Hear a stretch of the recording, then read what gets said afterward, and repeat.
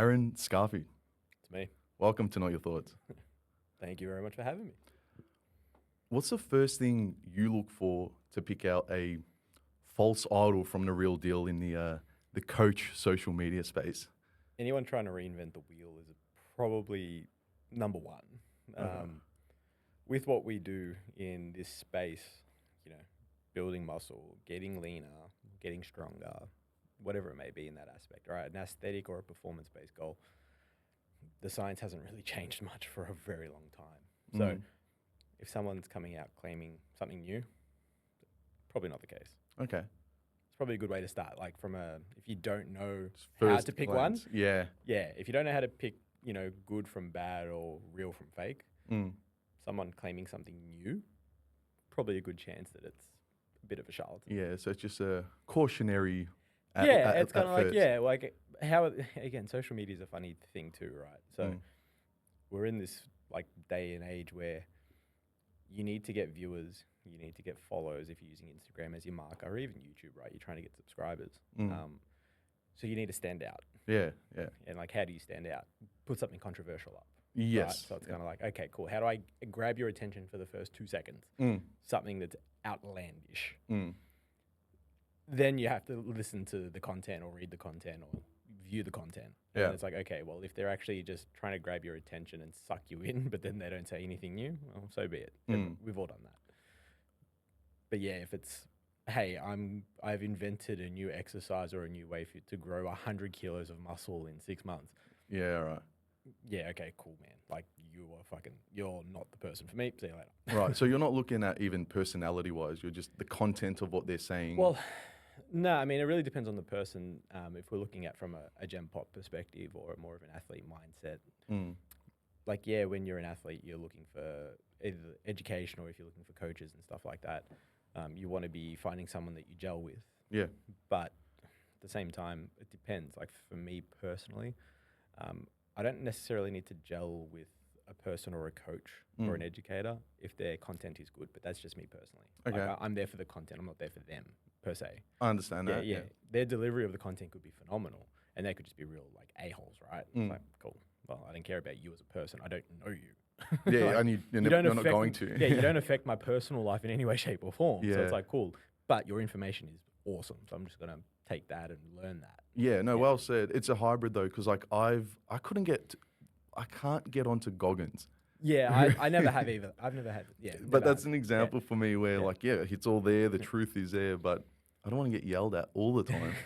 Sometimes I'm cool with it, but like Goggins. I don't mind like the principle of like Goggins, Jocko Willink and stuff like that. Like they're all, these marine SEAL Hard as type. fuck. Yeah, like I get it. Don't get me wrong. It's a certain mentality, and obviously they've been through some stuff, so they're able to also then, give certain stuff back, which is cool. But yeah, it's not for me either. Like, I'm like, cool. Like, I get it. Yeah. But same time, no. I guess before we dive into your origin story, which I'm assuming many of your followers might know, but I guess I'm here to learn it. Yeah, for sure. Where are you at now? Are you? I know you're constantly evolving, constantly learning, but are you looking up to people? Where's your head at in the information space? It's funny. I'm starting to come full circle in a sense where I'm looking for the next new bit of information to learn. Nothing's coming. Like, nothing's coming at all. And the more I learn, the more I start to realize and really, really see that the basics are the basics and they work for a reason. Yeah. Occam's razor. Yeah. And it's like the most frustrating thing because, don't get me wrong, you can never know the basics well enough. Like that, let me like sort of, pretense it with that. You can never be good enough at the basics. So refining that art is always, the thing for me to do now. Yeah. While trying to, layer in new things that I can either try, learn, whatever it may be.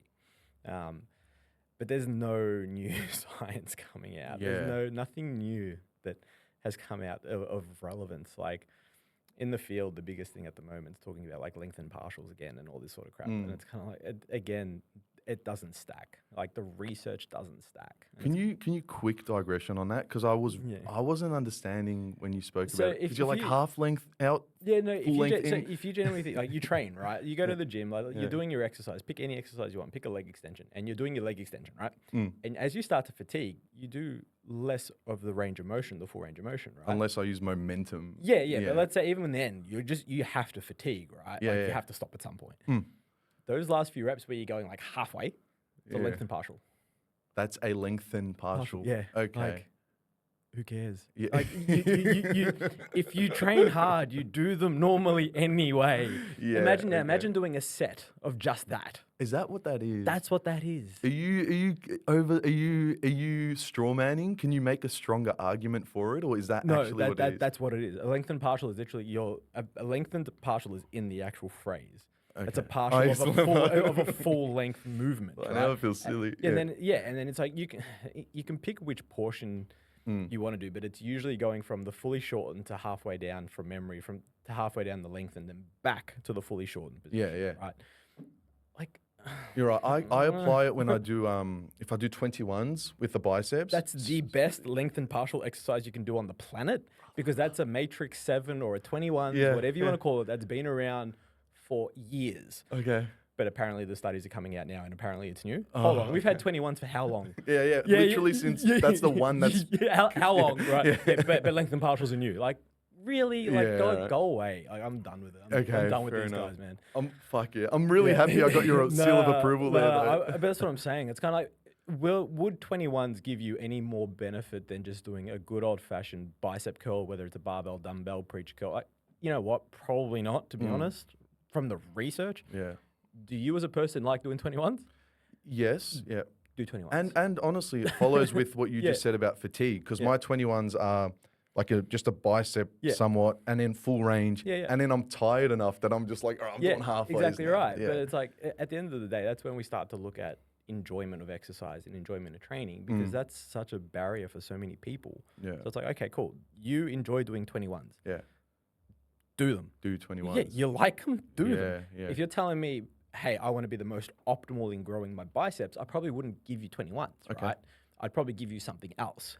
However, if you're like, I love doing 21s, they just feel great, I have a really good connection with them, they're fun, man, go nuts. Yeah. You know why? That's not going to be the end all and be all of your workout. Go have fun. Yeah, I get that. Yeah. You know what I mean? Like, as a coach, that's what you have to do. That's what I really resonated with hearing you and is it Ben, so to speak? Yeah, talking about, it just adds a real human element to it of you need to be interested in the thing to do the thing. Coaching humans, not robots. Don't get me wrong. I would love to coach like robots. And AI. I would love to coach people that are just robotic in a sense. That's because I am. And the biomechanics are. Yeah, but even more so from a mindset point of view. It's kind of like they don't question the program. They don't question anything. They just do it. And look, you get results by just doing what I tell you to do. Again, basics work. So I literally only give the basics, right? Yeah. But again, that's not the case. We train humans. We have people that are going to question things. We have people that are going to want to know things. They're going to get injured. They're going to have shit sleep, bad food, life stress, work stress, relationship stress. Like, cool. That's who we're working with. Yeah. So if I can say to you, dude, you like doing 21s, that's going to be your thing where you have a bad day. Your partner's giving you grief. Your work fired you. The one thing you can do is go to the gym and you can do the one exercise you love. Yeah. And that's the best part of your day. Man, go nuts. Yeah, be human. Like, you know what I mean? Go nuts. But imagine if that's the case, and then I'm giving you an exercise you don't want to do. And the last thing you want to do is go to the gym and be like, I don't want to do this session. Yeah, that's the worst feeling in the world. Like the one place that you want to go to get all this stress out, but you're not looking forward to the workout that you have in front of you. Yeah, I'm like, come on. Would you recommend? Sometimes I have a session, I'm just like, was it worth even coming? Would you say it's still worth going, or sometimes not? So my opinion on this is very specific to the client and their goal and what phase of training they're in, right? So the old saying was like, something better than nothing. For most people, 100%. Especially people, Gen Pop, people that want to go train just for health, we'll call it. Yeah, something better than nothing, sure. If you're a bodybuilder and you're going through, say, a growth phase, if you're not wanting to go to the gym because you still feel tired, lethargic, you don't feel like you're going to be able to actually gain or perform better than you did last time in that workout, take the extra day rest, because you're only setting back your fatigue. Right, yeah. Yeah, so your recovery just gets put back by going in and doing something, right? But that's a very specific, nuanced situation. Take that out of it, most of the time, something's better than nothing. Yeah, okay. Yeah. So that's my argument to that. It's like, yeah, most of the time, for most people, something way better than nothing. However, there is a caveat, and it's like these certain situations where maybe nothing is better than something. Yeah. And even not in that scenario, I can personally distinguish when, I'm like, okay, I need to have a break. Yeah. And then the other one's just like, I don't want to be here. Yeah. I don't see these faces. And the gym just gives me anxiety sometimes. And I think it's really weighing up, is it physiological or is it mental? Like from a physiological standpoint, if you don't want to be there because you're just actually gassed and tired and dead, 100% don't go. Like you need recovery. Yeah. From a mental point of view, it's a bit of a different story, and it's really like down to the person. Yeah. Could a change of environment be what you need for that particular day? It's like, I'm not going to go to my gym because I don't want to speak to people that I know because I'm there all the time. Instead, I'm going to go to the gym down the road that I know nobody at. I'm going to put my headphones on. I'm just going to get the work done and get out. And 9 times out of 10, it's the best session you've ever had. Yeah. Exactly. Like how often have you gone, I don't want to go. You go and you're like, man, that was the best session I've ever had. Like, you got mad pump, you're taking photos, like posting them all over Instagram. Doing like, the thing. you know what I mean? Like getting the right lighting and shit like that. Yeah, that happens. Yeah. Don't get too comfortable there because then it becomes the gym that you got to leave. Well, at least you have another one down the road. That's my commitment issues really coming out. That's when you end up having 2 and 3 gym memberships and you're like, well, I'm going to go do legs at this gym. I'm going to go do arms at this gym. And I'm going to do chest at this gym. Like, it happens, man. Yeah. We'll dive in a bit later. I am curious about your strength coaching and how that can seemingly become I'm assuming, hybrid of life coaching, So I do want to dig into that a bit later. For me, and for, I'm sure, the listeners, how did you get into it? Man, so I got into powerlifting coaching from starters. So I was a rehab coach to start with. I had a client come to me. She had a busted hip from going to a powerlifting coach trying to teach her how to squat. This is way back. This is like 10 years ago now. So he used a one-size-sort-of-fits-all approach for squatting. Busted her hip, came to me with a busted hip, explained what had happened, said, hey, I just want to rehab my hip. Cool. Got her squatting 2 times body weight naturally.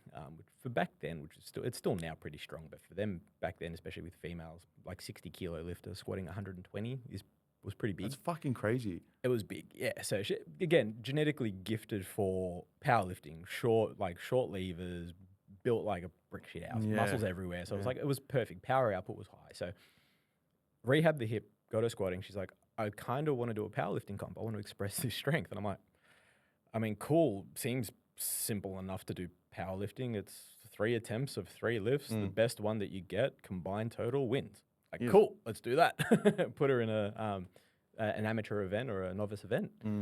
Did really well.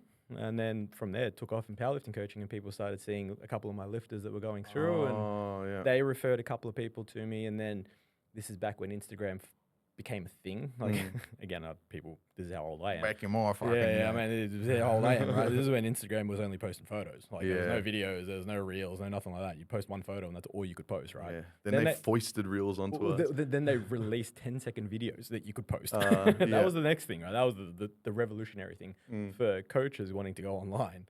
I started posting videos of my clients, like their training. That was it. Like so and so is doing 120 times 8. Cool. Post the video. That was it. That's all I ever posted. Right? And a few people started inquiring about online coaching. They're like, do you take online clients? Innocent at the time. Literally, honestly, like it was crazy. And I'm like, I do now. I didn't, but I'll work it out. I started doing that. And that's like the memes. It's like, how much do you charge? And they're like, for a cheeseburger. And then they backspace. Literally. Like $600. Well, man, honestly, like my online rates, this is what I laugh the most at, right? My online rates were like $50 a month, I think, or $50 it was either $50 a month or $50 a week when I first started. Interesting. Like, it was nothing, right? But at that point, like as I am now, it's just I just want to exist to anyone. You know what I mean? There's no value dollar. It's like, I just need to exist. Well, I mean, I didn't have any infrastructure. It was Excel sheets, it was a written program on Excel sheets. Which we love.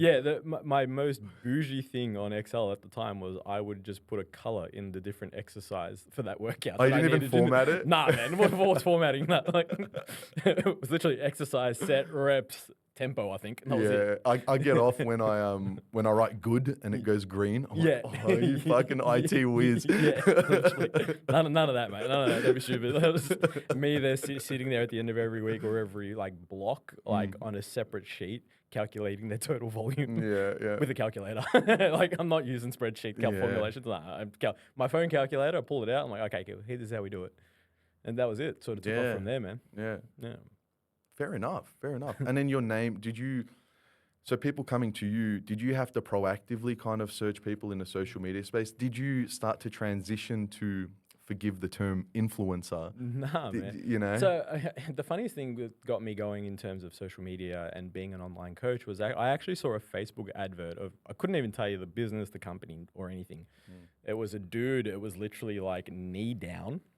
He had a cocktail by a table with a book with his laptop out. Naturally, the toes are out because, you're at the beach. So the photo is, the generic now online. I'm an online coach. So it's like a drink, but now it's a coffee. But back then it was a fucking cocktail. In the beach. It's like, would you like to make money while from Bali? Yeah, being on the beach. And I'm like, yes. Do I? Yeah. It sounds pretty damn good, right? Yeah. And that's what led into being an online coach. So I was on an online coach like pre-COVID. Yeah. I had all the infrastructure built and stuff like that. So and that's what kicked a lot of other people off after. Yeah, well, that's what made obviously the transition for in-person coaching to online a lot more difficult. Whereas I was already established online. So I'm kind of like, well, I'm good either way. Yeah. I actually got way more busy online during COVID. Right, yeah. So that's how I started being online coaching. So it was literally from posting a couple of pictures and memes that I used to make, fitness memes. Like, not that anyone's ever going to do it, but if you scroll all the way back down my Instagram, I think I've got like 1,500 posts, but if you were to ever scroll all the way back down, like, it's just me making fitness posts, like jokes. Right. Yeah. And then it was like a couple of videos of clients, like 10-second videos, because that's all Instagram would But allow. you're at like the core of when memification. Yeah, when you could make your own memes, there was I can't remember the app, but like it was like a Le Toilet situation. and literally all you could do is get a photo and write text on it. That was it. Yeah. That was you creating a meme. That was my absolute skill with creating memes. We right? peaked. Yeah, that's it. Mate, that and when Reels came out and it took me 3 hours to work out how to bloody put text on a video. Oh, mate, don't even get me started. Anyone that knows me and who listens to this knows how much of a headache that was. I nearly threw my phone at a wall. Yeah. But yeah, like that's how it started. Fair enough. That's interesting. Silence because I'm pausing. Can you hear that? Buzzing or no? Slight. It should be bad. I think it's all right. Yeah. I can, like, it's very minimal. We're talking. Yeah, Yeah. that's fine. Yeah. That's fine. Okay, cool. Is there a scenario where you recommend TRT to a client of yours? Yeah, so it's a conversation that I'll have with older men, obviously. It depends on the current climate for that person, right? There's a lot of factors that go into obviously starting to use exogenous hormones. Exogenous hormone use shouldn't be taken lightly. That's a thing I think most people don't understand. Yeah, sure, we're men. Sure, we're using like the male hormone.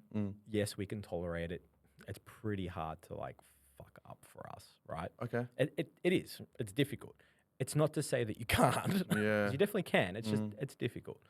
There's a lot that goes into it. Getting blood work done first and foremost. Seeing where your natural testosterone levels are at first is obviously the first thing to do. Yeah. Then, if it is low, looking at lifestyle factors first and everything else first, right? Ticking everything off before you start using exogenous hormone. Because as soon as you start, you're doing it for life. You're on a subscription. Man, you're doing it for life. Yeah. So you don't do 8-week cycle and then fucking life's all right? So if you're doing TRT, HRT, no, because it's hormone replacement. Oh. Who would have thunk it? Huh? Yeah, right. Like again, in the name, right? Like, what? Yeah. Hormone replacement therapy. You're replacing this hormone for life. So it's not a cycle or a course per se. So it's a bit different.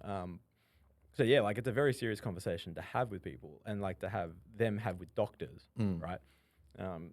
It's relatively safe from that aspect because again, I think where people lose the idea of what HRT, TRT is that you're trying to lift your blood serum levels of testosterone from either below the standard, or if you're at the lower end of the standard, to call it the upper end of the standard range or the physiological range. So let's say you have a range between 1 and 10, just for argument's sake. If you're 2, 1, -1, you're trying to get up to 8 or 9. 10 high, 10 baseline. Yeah, 10 high, we'll call it. Yeah. Just call it 1 to 10 as a scale. 1 bad, 10 good. Okay, yeah. Like 10's the highest range, 1's below. Anything above 10 is like super physiological. We'll call it a course, right? Or a cycle, most people know. You're trying to get to like 8, 9. Yeah. But you're still inside the range. You're just at the upper end. Yeah, that doesn't require much. Okay. Yeah, from an actual amount point of view, for most people, it doesn't require much. Right, yeah. When people start going over those levels, super physiological, we call it, that's when we start to, flirt with side effects. I didn't even realize there's a distinction. I just thought TRT was testosterone, like a cycle. No replacement therapy. Yeah. So if someone jumps on a cycle, If- asking for a friend. 100%. That was the core of this podcast. If someone does jump on a cycle, is that just peak for that moment and then it drops again, or? No. So a cycle is very, very generic in terms of the use. So it's like the more specific we can be with it, the better sort of answers I can give, right? If you're looking at a course or a cycle, I don't like the idea of cycle. I like the idea of a course because it's got a start and a finish. A cycle would imply that it goes around and around. Good, right? yeah. Cool. Yeah. I got that from Broderick, Evil Genius, my first ever mentor, right? Thought reference. Yes. Put it in the podcast. Yeah. No, Show notes. Show notes. No, he basically with a course, you're doing it for a period of time, 6, 8, 10, 12, whatever, right? Amount of weeks. And you're usually having some form of an escalation in place. And it's for a specific outcome. Yeah. Comp. Yeah. So if you take that same theory and you take creatine, protein, what are you doing? You're taking them for a specific reason. Yeah. Same thing with this. Okay. There's just more side effects or potential for more side effects and more deleterious effects later, depending on how you go about it. And there's something like deeper, not deeper, but what are you really doing? Like, what are you doing? The question is why? Yeah, why are you doing you have to have a really good why. If you're externalizing an image, do you, but I personally would ask myself, why am I externalizing a certain image? When I get consults for people wanting to do, that sort of stuff, AAS we call it, anabolic androgenic steroids, I turn around and I literally turn everyone away from using them. Okay. I have more people that I've turned away than I have on, just as a statistic, right? Yeah. I am so much against the use of them for most people because the health risk is not worth them going through that scenario. Like, it's just like, hold on, you're wanting to risk all this just for this? Does that make sense to you? And they're like, oh, no. I said, if someone else said that to you, what would you say? And they're like, you're an idiot. I'm like, well, you said it, not me. Would you recommend it to a friend? It was like, as soon as they're like, oh, you're stupid. It's like, you said it. I didn't. But are you noticing an influx of it? Like, because even it's never been on my mind. No, there's it's so normal. Social media. Well, the thing is, it's been normal for a while. I think social media has given people access to see how much more normal it truly is. Normal, was it not normal in comp space? Now it's normal in fucking existence space. But the thing is, I think it's been normal in both for a long time. It's just that now social media and like the internet gives you access to like worldwide stuff, right? Yeah. So you start to see things that are happening all over. So. And we're selling authenticity. So it's like, hey, and I'm on it. Yeah, and so more, it's more kind information of, at your fingertips. It's like, well, you're going to see the good and the bad. So you do see more people on it. But it's like, are more people on it? Probably. I mean, probably. Don't get me wrong. But is it really statistically significant? Probably not. Okay. So it's just that now we can actually see it. All right. Yeah, the doors are open. Do I get a lot of, I get a lot of people wanting to do it. Younger people wanting to do it, early 20s, like teens, like, nah, man, it's all cool. Yeah. I guess to conclude the question, what scenarios do you recommend it? Yep. Was it age you'd answer? Definitely. Okay. So we have men's testosterone levels tend to dwindle early 20s. Oh, is that right? Yeah, early to mid 20s. It's sad, always depending on the person. That's why it's easier for me just to give a generic sort of answer. Let's call 20 to 25, just for argument's sake, right?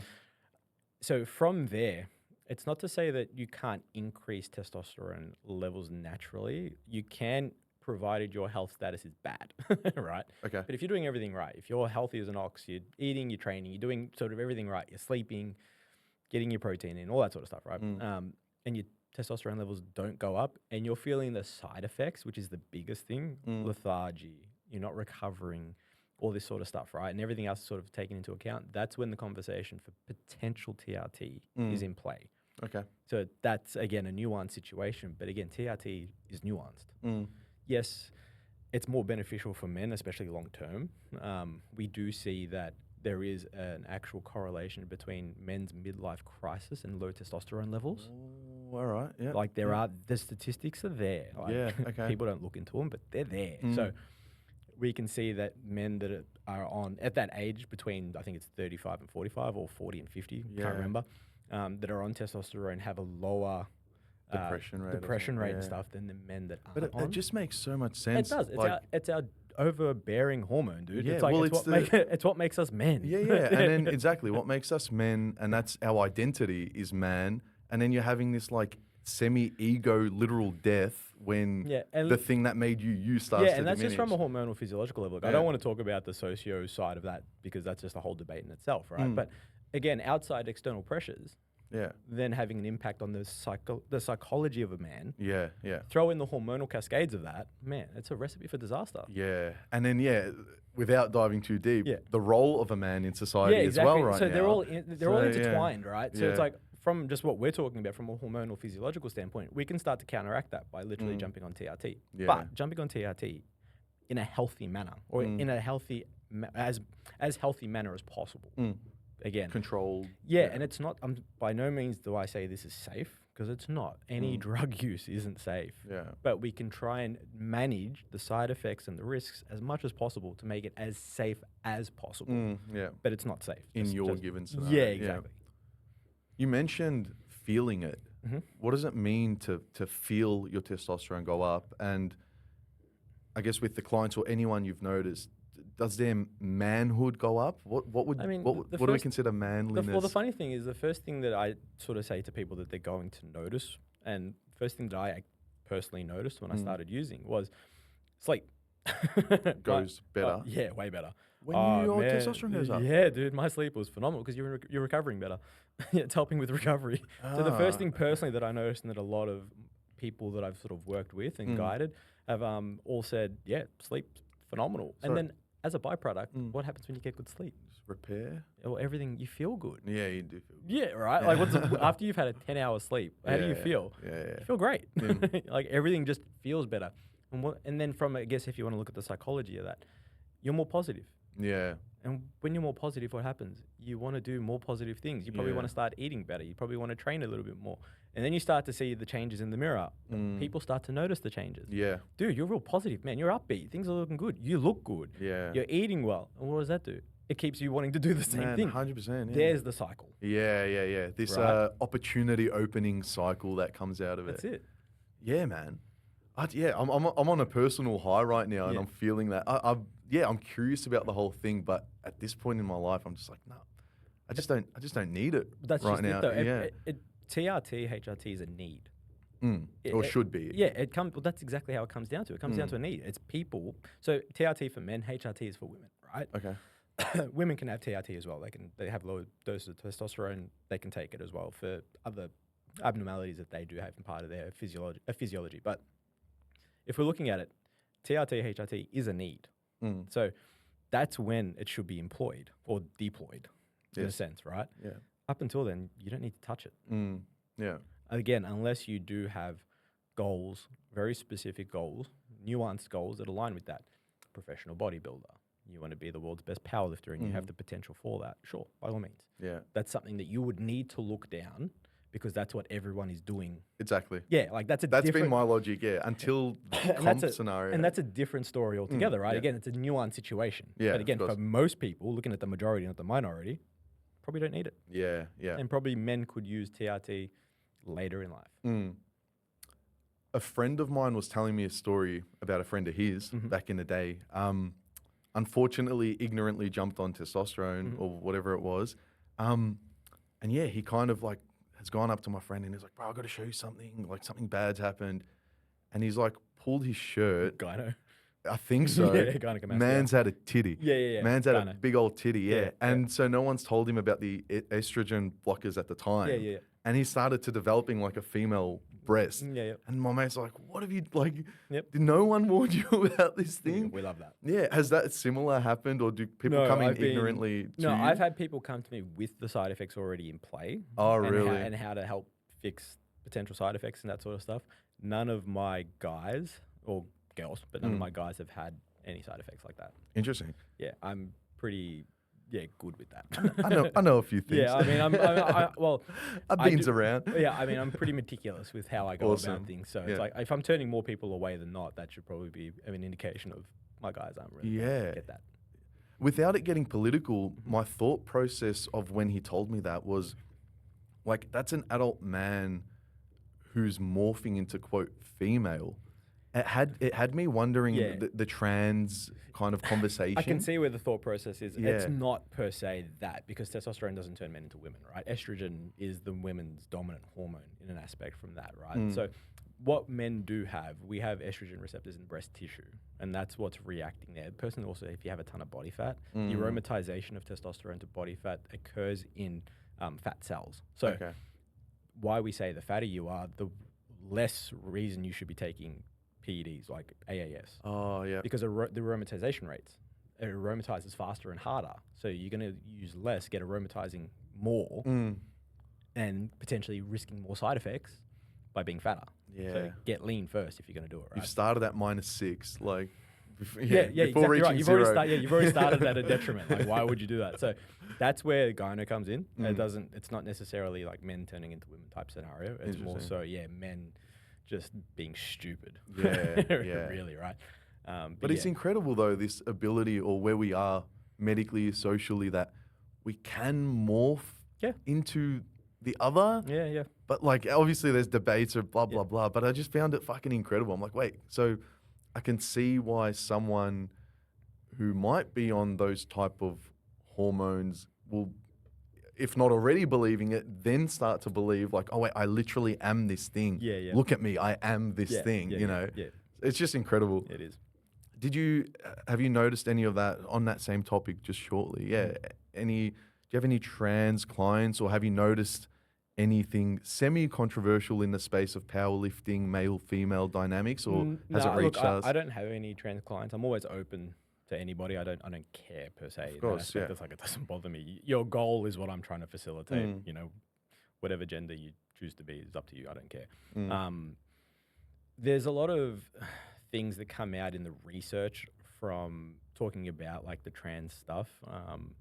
When we look at like again, we don't want to get into the politics of it, but like when we look at like sport, for example, and like men's and women's, and what's fair and what isn't, because they do guys under like testosterone levels. So it's kind of like, cool, you have to have a testosterone level, let's say it's between 1 and 10 again. It's like you have to fall into that range to be classified as a woman to compete, or classified as a man to compete. It might be 10 to 20 or whatever.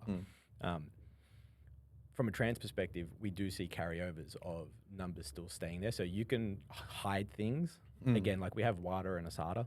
You know, it's easy to mask drugs to get through to competition. The Olympics is the biggest fucking thing for that. If anyone thinks that half the people in the Olympics aren't on, like, sorry. Yeah. But they are. As there was some controversy on that one. Yeah, but I mean, it's kind of like, again, people even have been asked, if you could be the best of the best and do anything that you had to be the best of the best, would you do it? And 9 times out of 10 people say yes. Yeah, exactly. Yeah. And that's the only Anyone option. ever watched Icarus on Netflix, please watch it. It's got to do with the Russian team and how they got banned in the Olympics, and how they actually... The bikes? Yeah, well, the whole Russian Olympic team and how they passed doping tests. Like, it's really not difficult. Okay, It's not hard to mask a drug, right? So, like, with trans, it's sort of the same thing, and trying to like level that playing field. And again, that's a whole debate in itself, which I'm actually not interested in, to be honest. I genuinely don't care. Like, really? Okay, yeah. Well, again, if it doesn't, I've got so much shit going on. If it doesn't affect me, I don't care, right? Sure, I have an opinion on it, but that's my own opinion. Yeah. Based on the research and the science, it's like, we know that like a male that's moved to a female will still have all the characteristics and strength characteristics of a male, depending on how old they were when they transitioned, for example. True. If you're a 30-year-old male and you become a 31-year-old female, guess what? You're going to have all the strength of a 30-year-old male still. It's very hard to lose. With your woman penis. Yeah, well, like, but you know what I mean? So it's like, when you watch like these guys transition to women and then they move into women's sports, it's not a level playing field.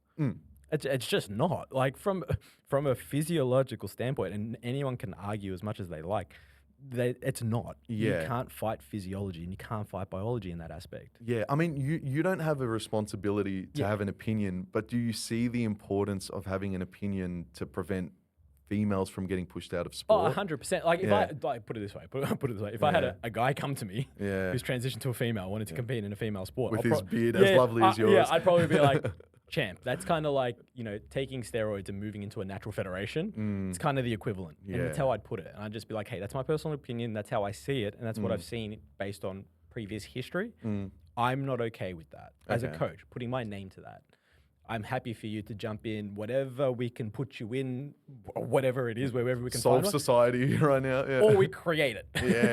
Let's do that. Exactly. Let's take it a step further and create it so it's a fair playing field. Short of that, but again, I have no problems coaching. Of course, trans, no problem. Like it's just from a fairness in sport, male transitioning to female, moving into female sports, not cool. Yeah. I think that's not even that controversial to say anymore. Which is, thank God it's okay. Well, how often do you see female transition to male and move into male sport? So I have seen someone online. To say how often though? Very rarely. Compared to male moving to female. Yeah. Moving into I a female wonder sport. why. Yeah. I mean, Came 400th and now first. Right. And then it's like you've got the New Zealand weightlifter, and then everyone's like, well, they didn't win gold, and it's like, so they could have. Like they pushed out 5th place. They went from nobody to top 10 in the world. Like that's something, you know what I mean? Like there is a reason, from a physiological and biological reason, and that's because again, they were a lot stronger. I think that's when I come down a bit harsh. Still, I try to be respectful, but that's when I come down harsh. And I'd like to think anything I say here, I'll say to a trans person. I believe I will. But there's an element of, I think, and it's okay because we all do it, an attention element of, in that scenario, your name wasn't known. You did not exist in the conscious collective attention. And now, even if controversial, you exist now. And again, it's really hard to have that conversation about, I guess, these sorts of topics without coming across in a certain manner. And that's not the point. The point is, I'm looking at fairness across a sport. And again, it's kind of like 1 + 1 = 2. It's really that simple, and it sucks maybe to hear it, see it, whatever it is, but it's kind of the case at the moment, right? Until something's changed. But right now, we don't have that. So until then, I mean, we can only work with what we got right now. And it's, again, nothing against trans community. Of course, I mean, I co-own a gym in Collingwood, right? Collingwood's very known for its pride area. Many members, many members there. Everyone knows I love everybody, so I don't care. A little thought experiment for anyone listening. The way it was put to me, which really landed, was imagine you, Aaron, Aaron, as you are, being forced every day right now to wear a dress and high heels when you go to work. And you're forced to wear a dress and high heels. How physically uncomfortable do you feel in your body there? 100%. So the idea, so we can empathize, is that's what trans people are being forced to do on their daily day-to-day. So you can definitely empathize while still holding a biologically valid claim. And that's the tricky part, like being opinion, or because it is an opinion, right, or a thought versus also knowledge and science. It's like, it's kind of like when again, another debate for another day, but like the debate between religion and science, right? Let's get into it. It's like, well, it's like who created the Earth, for example. You know what I mean? It's like then you got the far scientist guys like Big Bang, blah blah blah blah blah. Then you got the religious God, right? Sort of a similar thing. It's like biologically male, female, and then you've got the mix, which very very rare, right? It's kind of like that's it. Thereafter is kind of like, okay, people will debate, not me saying people will debate. It's a mental health disorder. Wait, what part? Sorry. It's wanting to transition. People, again, I'm not familiar with a lot of this stuff. I would just say, it's not my thing. But I think it's also okay to say, like, let's say you're a trans person listening to this. Would you want someone to go through what you went through? Yeah, right. Like, do you? Was it great? Or are you in a state of suffering, which we should be compassionate about, but you wouldn't wish against someone? And then it's like, and then how do you make it easier for the next generation? Going forward and stuff like that. But again, that's such a whole other debate. It is interesting. From a biological standpoint, from a physiological standpoint in sports specifically, it's kind of like, hey, right now, You don't see females transition to males and then want to compete in male sports. It's very rare. Or make it. Yeah. Very, very rare. Yeah. You do see males transition to females. And so it's me effectively attacking men, let's be real. Yeah. Male to female and then wanting to jump in female sports. It's like, bruh. Yeah, exactly. Come on, man. I know. It's an interesting one. Yeah. But I love it. Yeah. I love it. Can we touch on quickly religion and science? Do you have any takes on that? Man, for me, it's one of those things. I feel like I just find it such an interesting conversation. I've always found that being science, is always behind trying to explain things, right? It's very rare that science is used to find something new. It's usually trying to solve something that's already. Okay. Yep. Science doesn't really explore new concepts, new things. It's very rare. Wait. Can I? Yeah, go on. Wait. So think about virus. As much as I don't like to use that as an example, but common cold. Sure, let's use common cold. We already know that people get sick and they have all these symptoms from a cold. Yes. Scientists haven't gone, what is out there? Oh, look, there's this thing that's a cold that could happen. It's already happened. Yeah. Even gravity exists, and then you're creating a scientific. So it's catching up. Right. But it's looking to explain something. It's not looking to find something. Right. All right. 9 times out of 10, it makes sense. It's 9 times out of 10 looking to explain something that's already occurring, already happened. It's not looking at new ventures. There are certain sciences that do that. Don't get me wrong, and they look to explore things, astrophysics and all that sort of stuff, trying to solve things. But then, at the same time, you're looking at it, and it's like, well, they're trying to explore something that they can see exists. Yeah. Yeah. It's already there. No, it makes sense. It does. Whereas I'd say religion would be the opposite in that it explains why it's already there. How it's already there. It's got an overarching principle of this is why. By design. This is why it's there. Yeah. Right? It does make sense. Yeah. And then science is like my only pushback, or if we can call it that, would be like the empirical scientific method where hypothesis, good, bad. That allows for like a predictive model of something that may not be here yet. Exactly right. You know, so in that sense, but it still exists, but only to us we're saying it doesn't exist yet. Exactly right. So again, it still falls within the parameters of its catching up. Yeah. But again, it's such a minute detail. It's like no one cares. Yeah, I forget the philosopher. I'm just going to say Hume, but butcher that. That's, there's the is-ought distinction. Yeah. So science tells us what is. Yeah. And religion tells us what ought to be, like from a value moral perspective. Exactly, you know? and that's literally what I'm sort of saying, in that what is, and that's explaining what is, and that's why it's catching up. Yeah. No, it landed. Yeah. And religion is like what ought to be. Well, it's like, this is why. And this is how. Yeah. I personally like compartmentalize my religiosity, my agnosticism. It just, you got to kind of wear it in certain moments as well. I love religion in the sense of belief, storytelling, learning culture. Love it. Love it. Read the Bible back to front, read the Quran back to front. Interesting. Like I've read a lot of religion. Yeah, I find it interesting to know because it also helps me understand people. And people's beliefs. Then if you understand people's beliefs, you understand by people at a deeper level. It makes it easier to communicate with them, right? My own personal beliefs is neither or. My personal belief is neither. But learning about it and understanding it to the best of my ability, and then asking people questions about it. It's cool, man. I can have that conversation because it's coming from a place of wanting to learn, not coming from a place of arrogance, from negativity. You know what I mean? I think two things on that. One, you can assume if it's like past the evolutionary test of time and it still exists and has utility, then it's worth being around. 100%. So that's kind of a pro. But then the argument against is the quote wars and bloodshed that's happened. And then that's where we have the problem. People. Human. Actually, no. People's interpretations of scripture, of everything, is where I would say that gets butchered. But that's just, again, personal opinion. I'd highly recommend Chimp Empire. Fucking love Chimp Empire.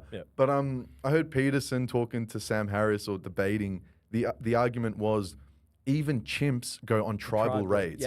So, and the quote he used was, so to lay that at the feet of religion is just kind of unjust, you know? Exactly right. So it's a funny way to look at it, right? Yeah, but then you can use it as a power grab to just fucking the Lord said, therefore. And it's like, yeah, well, I interpret that this way and you interpret it that way. Well, I'm right, you're right, cool, let's fight. Yeah, yeah. And I'm starting to more You know what I mean? recently, like, just pick up on just the fact that with God, there's always a Messiah, Yeah.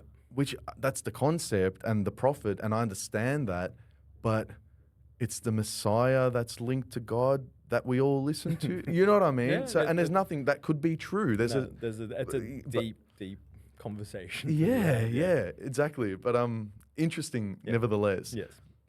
I heard you talking about evidence versus research, which to me, I still don't understand the distinction. Yep. If you're able to explain that to me. Yeah, man. So most people in the, call it hypertrophy, bodybuilding, aesthetic body composition space, we'll call it, right? A lot of them want to be evidence-based, right? They claim that they're evidence-based, and then they'll cite some piece of research.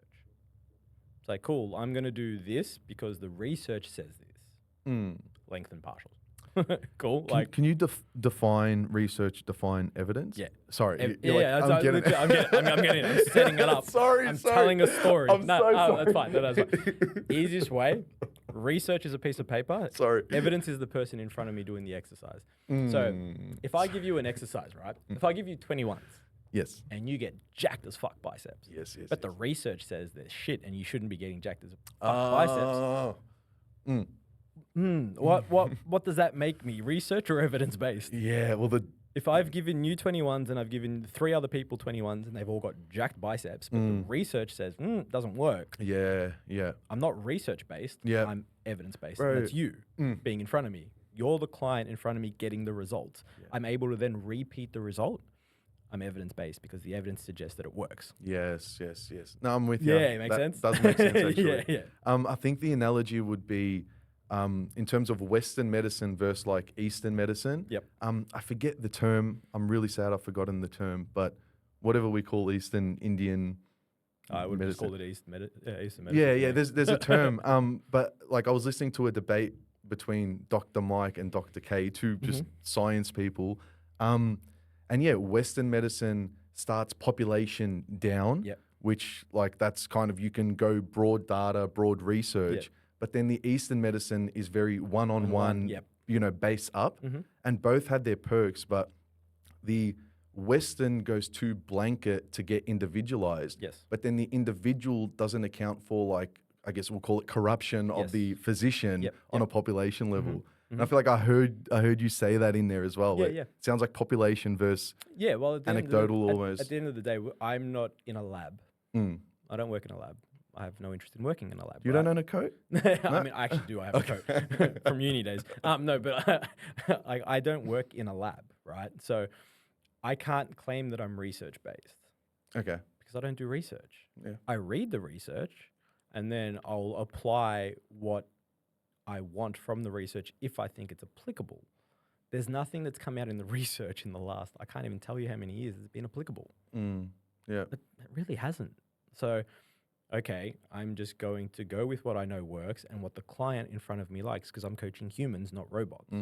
I could probably coach a robot based on the research, no problems. Yeah, true. Yeah, but I'm not. I'm coaching a human that needs to sleep, needs to eat, has life stress. Cool. If you like Bulgarian split squats because it makes your quads and glutes grow, pump.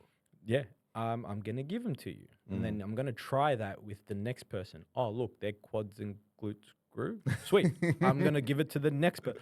Oh, okay, hold on. I've got evidence that this is working. Yeah. You're my evidence. Yeah. Not a piece of paper that some fucking spastics wrote in a lab and did some 8-week testing on. Yeah, but where they controlled for every little facet. Yeah. So don't even get me started into the research. I'll be here all day. So yeah. research isn't applicable in most cases to real life. Yeah, because it's too controlled 100% in a lab. Okay. And it's such a short period of time.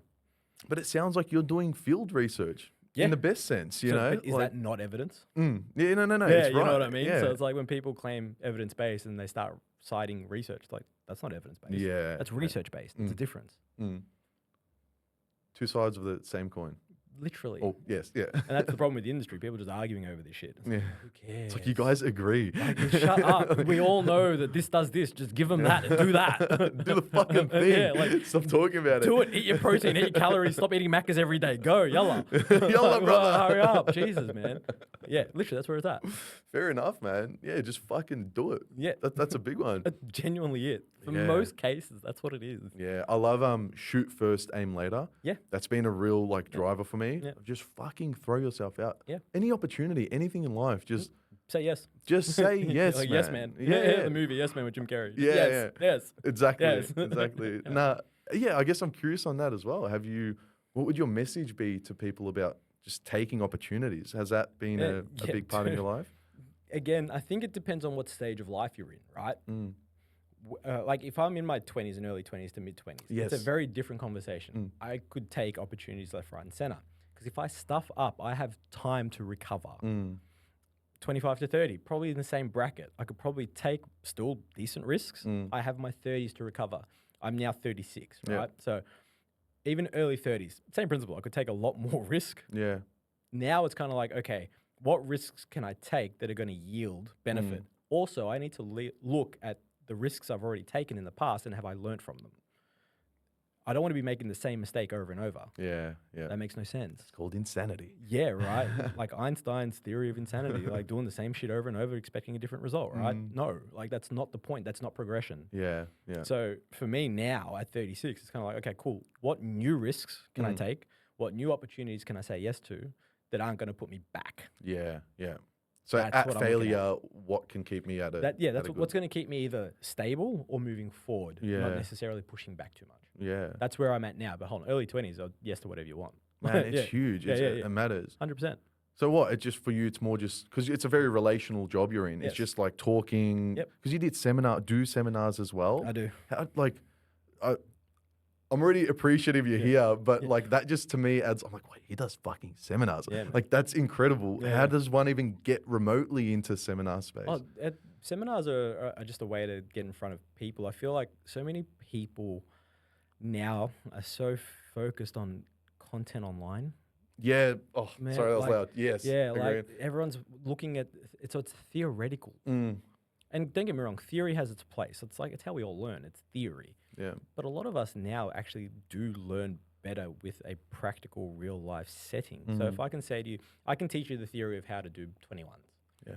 Or I can be like, hey man, we're going to go to the gym. We're going to go do 21s. Let's do Where it. do you think you're going to learn the most from? Ladder.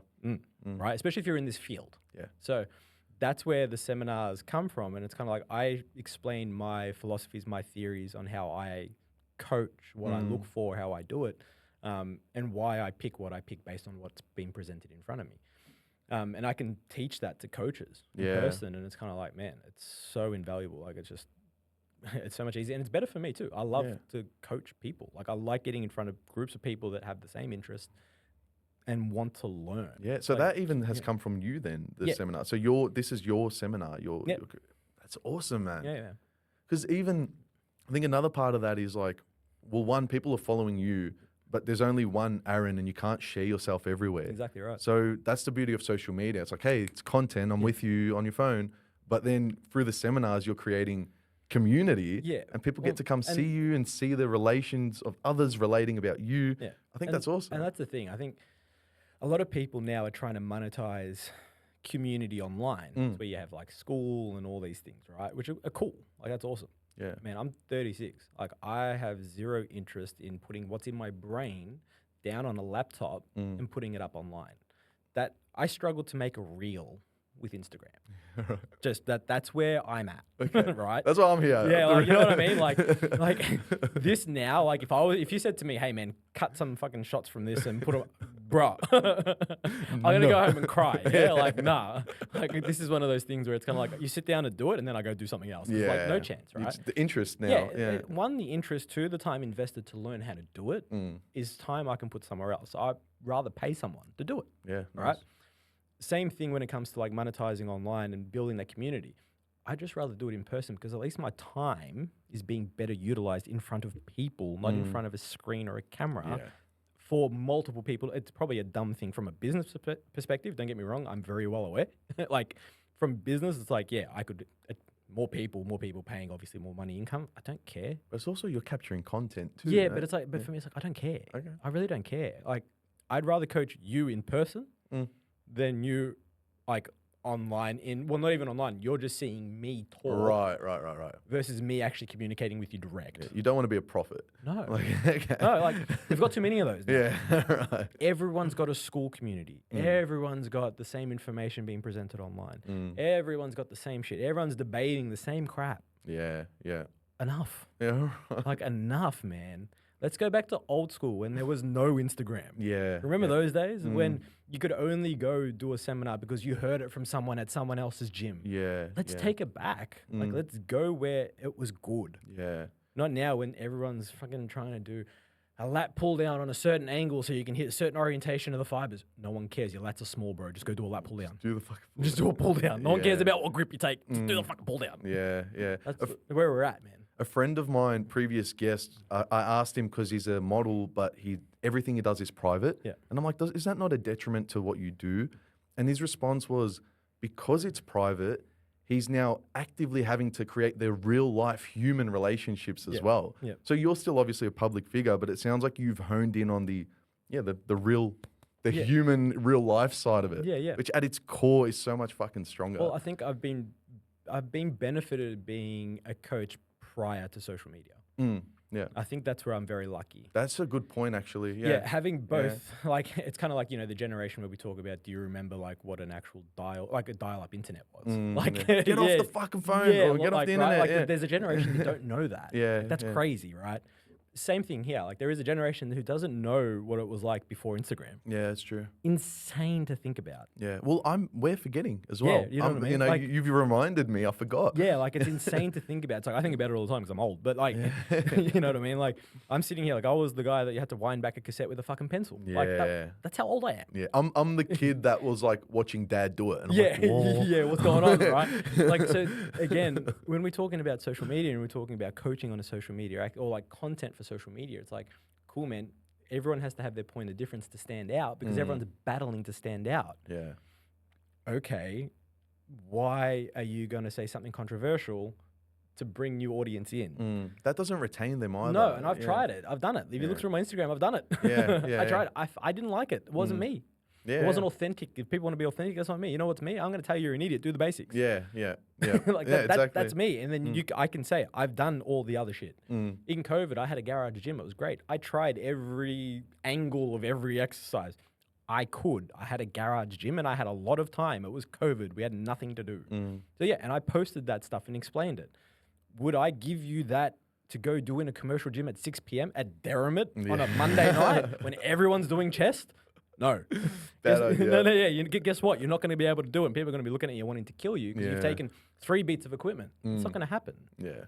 Be real. I call Derrimut the Maccas of gyms. Yeah, 100%. Because it's like convenient, quick, but it's kind of dirty and cheap. Horrible. Yeah. It's like Shout out to Derrimut. Give me a free sponsorship. Yeah, give me a free membership.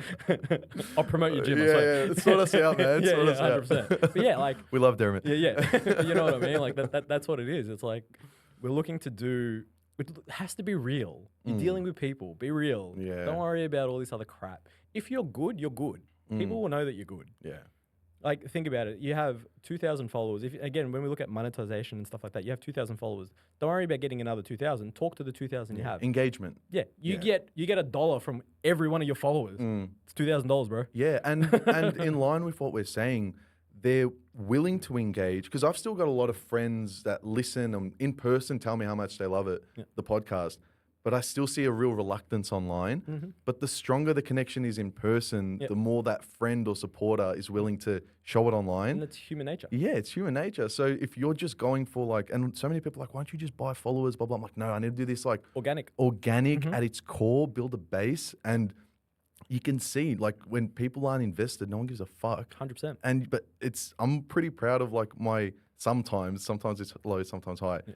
The engagement relative to the ratio as well, because it's like a friend saying support. I'm like, hey, thank you. Yeah, 100%. That's exactly it. Building an organic audience and building organic relationships with people. That's what human nature is. Yeah. So it's like, let's go back to that. And that was what I would call like fame or celebrity before social media, even before Hollywood stars. Who was it? It was the person in town, friends with everyone, that everyone knew in person because they were nice or likable or helpful or Exactly right. decent, you know? 100%, that's exactly it. So yeah, it's hard. It's easy to forget that in the face of like my dopamine hungry. Yeah, and fucking likes. this new age of social media and like the world of social media, it's its own world. Yeah, it is, man. And it's not a world I'm wanting to be involved in for this type of stuff, man. It's so like jealous, bro. Because you've established you're there and you're touched on, but you don't need. By luck, mostly, I literally got in posting at the time that Instagram became Instagram. Yeah, like that's all it was. Literally organically. Yeah, and don't get me wrong. Like I started posting around the times of like Australian Strength Coach. He's got hundreds of thousands of followers, I think. Like I don't have that, but I didn't monetize it or jump on the coaching side of it like he did. Yeah, right. He was very smart to do that. Like a lot of them, Mark Carroll, all these guys, very fast, like to jump in and be like, oh, there's something there. I didn't have that brain because I didn't have a business brain. Yeah, my brain was I coach people. I just coach the people. And then I used to make it an inside joke with my clients. Hey, you want to be put on my Instagram? Give me something worth putting on. That was the joke. That's a good point. Yeah, it was just a challenge to my clients. Hey, you guys, because they complain, you never post me. Give me a reason to post you. Well, that's another. You know what I thing mean? It was like exclusive. Like it was cool. Like now it's kind of like I don't care. My clients don't care either because they got their own Instagrams. They post their own shit. Like no one cares. That's another element I've picked up on is you almost get to. And that's what makes the social media or high follower count appealing to some is like the coaches post their people. So you kind of get free access into their network. So it's like, hey, if you're a coach with me, I'll teach you this, I'll teach you that, and I'll post you, you get my network. 100%. And then I've been picking up on that as well. And now a lot of the time, a lot of educators, and I think the difference between educators and coaches, right? So it's like a lot of educators now, they just post themselves with educational content. And I think a lot of them forget that they were coaches first. They don't post like even their own training half the time. Yeah, all right. All they're posting is trying like educational reels and stuff. So, you know, sometimes just post your training or post to clients. Yeah, if that's what I pressed follow for, I now don't have interest or I need to readjust. It's literally what I've said that I'm going back to for my stuff. I've done the educational post for 2 years. I'm like, I'm kind of over it because again, the education hasn't really changed. Yeah. I don't want to be the guy that keeps repeating education. It's like it's boring. I'm just going to keep posting my training. Like the old days. I'm just going to record any clients that I have videos with that are good quality. I'll just post them. And then I might even do that again and make it exclusive to clients. Hey guys, you want me to post you? Give me a reason to post you. You know what I mean? No, it have makes complete sense. Fun with it. Yeah. And then it becomes somewhat a joint venture in their involvement in the actual. And it creates the challenge for them. It keeps them accountable. Yeah. Like there's so many, positive effects, provided it's done in the right way. And it's not like, oh, you're showing favoritism or anything like that. Yeah. But it's like, hey, like, you guys, you want me to post it? Give me a reason. I did hear you and Ben talk about that, where even with yourself, sometimes putting the camera on keeps you accountable. Because I believe what you said was like, I do want to do the best if I'm being recorded. I'm like, I like this guy. I'm doing the one set that's going to go on social media, and it's my only set for my workout. I'm going home. I'm done. Like, I'm going to fucking get it right. That's just it, though. And it's like, again, a lot of the time we tell clients to record so that we can obviously correct technique and stuff like that. But we're working mostly with, clients that have a body comp or aesthetic goal. So really the lifting per se, unless there's a niggle or something along those lines that needs to be corrected or looked at, don't necessarily need videos, right? I don't need a video of you doing a preacher curl. I mean, I don't. Like, I'm pretty sure you're quite capable of putting your elbows on a pad and flexing your elbows. But my veins fucking pop. That, right? And it's like, you posted it on yours, bro, and tag me 100%. I'll share it. No worries, right? Like, I don't need that video in my inbox of freaking videos, right? But it's like, hold on, you're doing a barbell squat? Send me a video, dude. And make sure you're doing it correctly and as safe as possible, right? So if we need to make any changes, or if you're doing it and something feels funny, I did a barbell squat and my knee feels funny. Okay, well, send me a video with this angle so I can see what's going on and I can assess it to the best of my ability. And if I can't, it's like, go see someone. And here's a network of people, healthcare professionals that I have that you can go see that will give me the report and give me the lowdown on what's happened, that I can then change the program if need be or give you the right cues and technique for you to go then do it without pain. Yeah. Simple. It is to me, that's just logic. It is. You've worked for that though, and you know it. But like you've built that to the point where you can now put that whole thing in one simple sentence. But there's like whatever X years worth of experience in there. It takes time. Yeah. No, I appreciate that, man. I know you've heard it. I know you know it. But as an outsider coming in, But that's good what, value by you. Yeah. That's what a client gets when they come to me. That's why it's like, I don't have anything fancy on Instagram, man. I don't have anything fancy. But that's what you get. Like, you get that thought process. It's like, I will, and people that, like, if they're listening and they know me, they'll know that if I don't know something, you best believe I'm going to know that by the end of the week. Oh, interesting. And I'm gonna dig, and I'm gonna have about 18 tabs open, working out what the hell's going on, trying to figure it out or learn it. Yeah. That's how I am. Research and then the evidence. Yeah. And then I'm the guy that I've got 3,000-ish articles saved on a folder, and I've read every single one. You're kidding me. And most of them have come off the back of reading the reference list for one. Right. Yes, bro. I know. So it's like, here's the premiere article. It's like, blah, blah, blah, blah. Cool. Where's that reference? Go down to the bottom. Okay, I'm going to read that. Wait, where did they get that? I'm going to go Bro, good on you.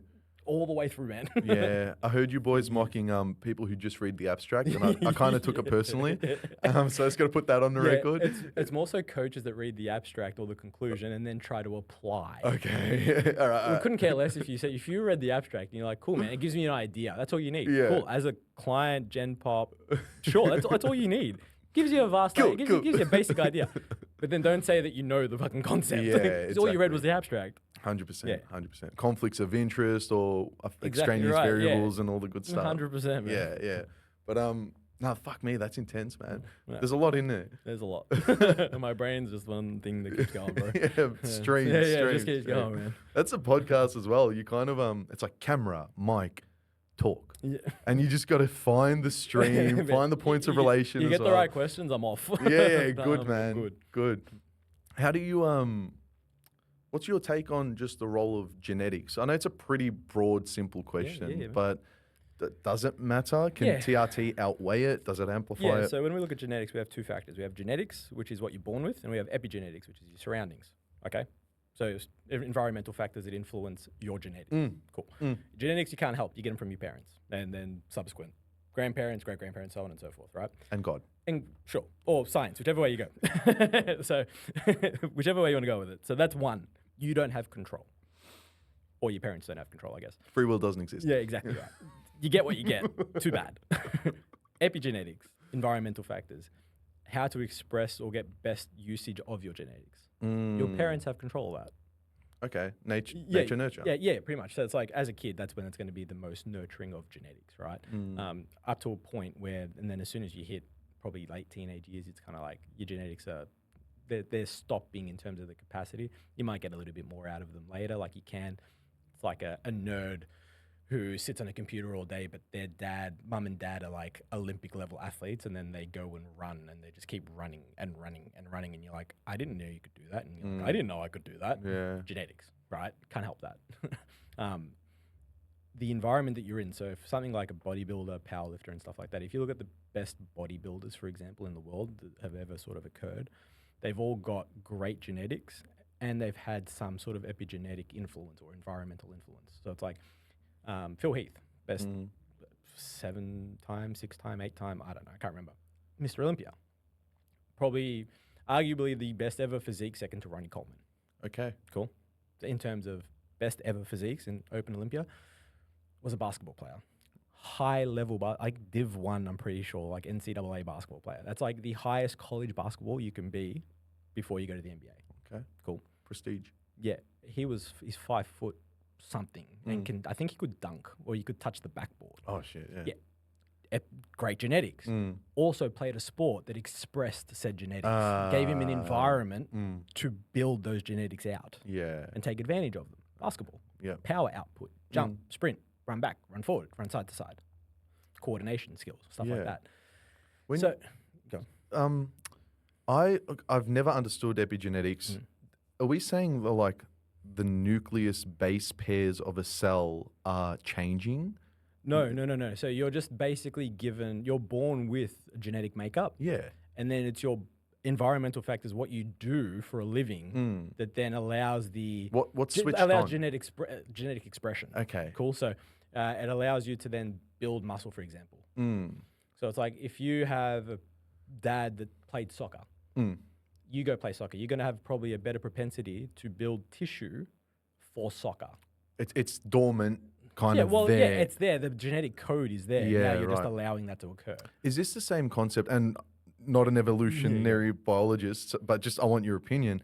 Is this the same concept as just species divergence? Because what I grasp it as is epigenetics will have the capacity to mutate something which becomes the new gene which you can pass forward.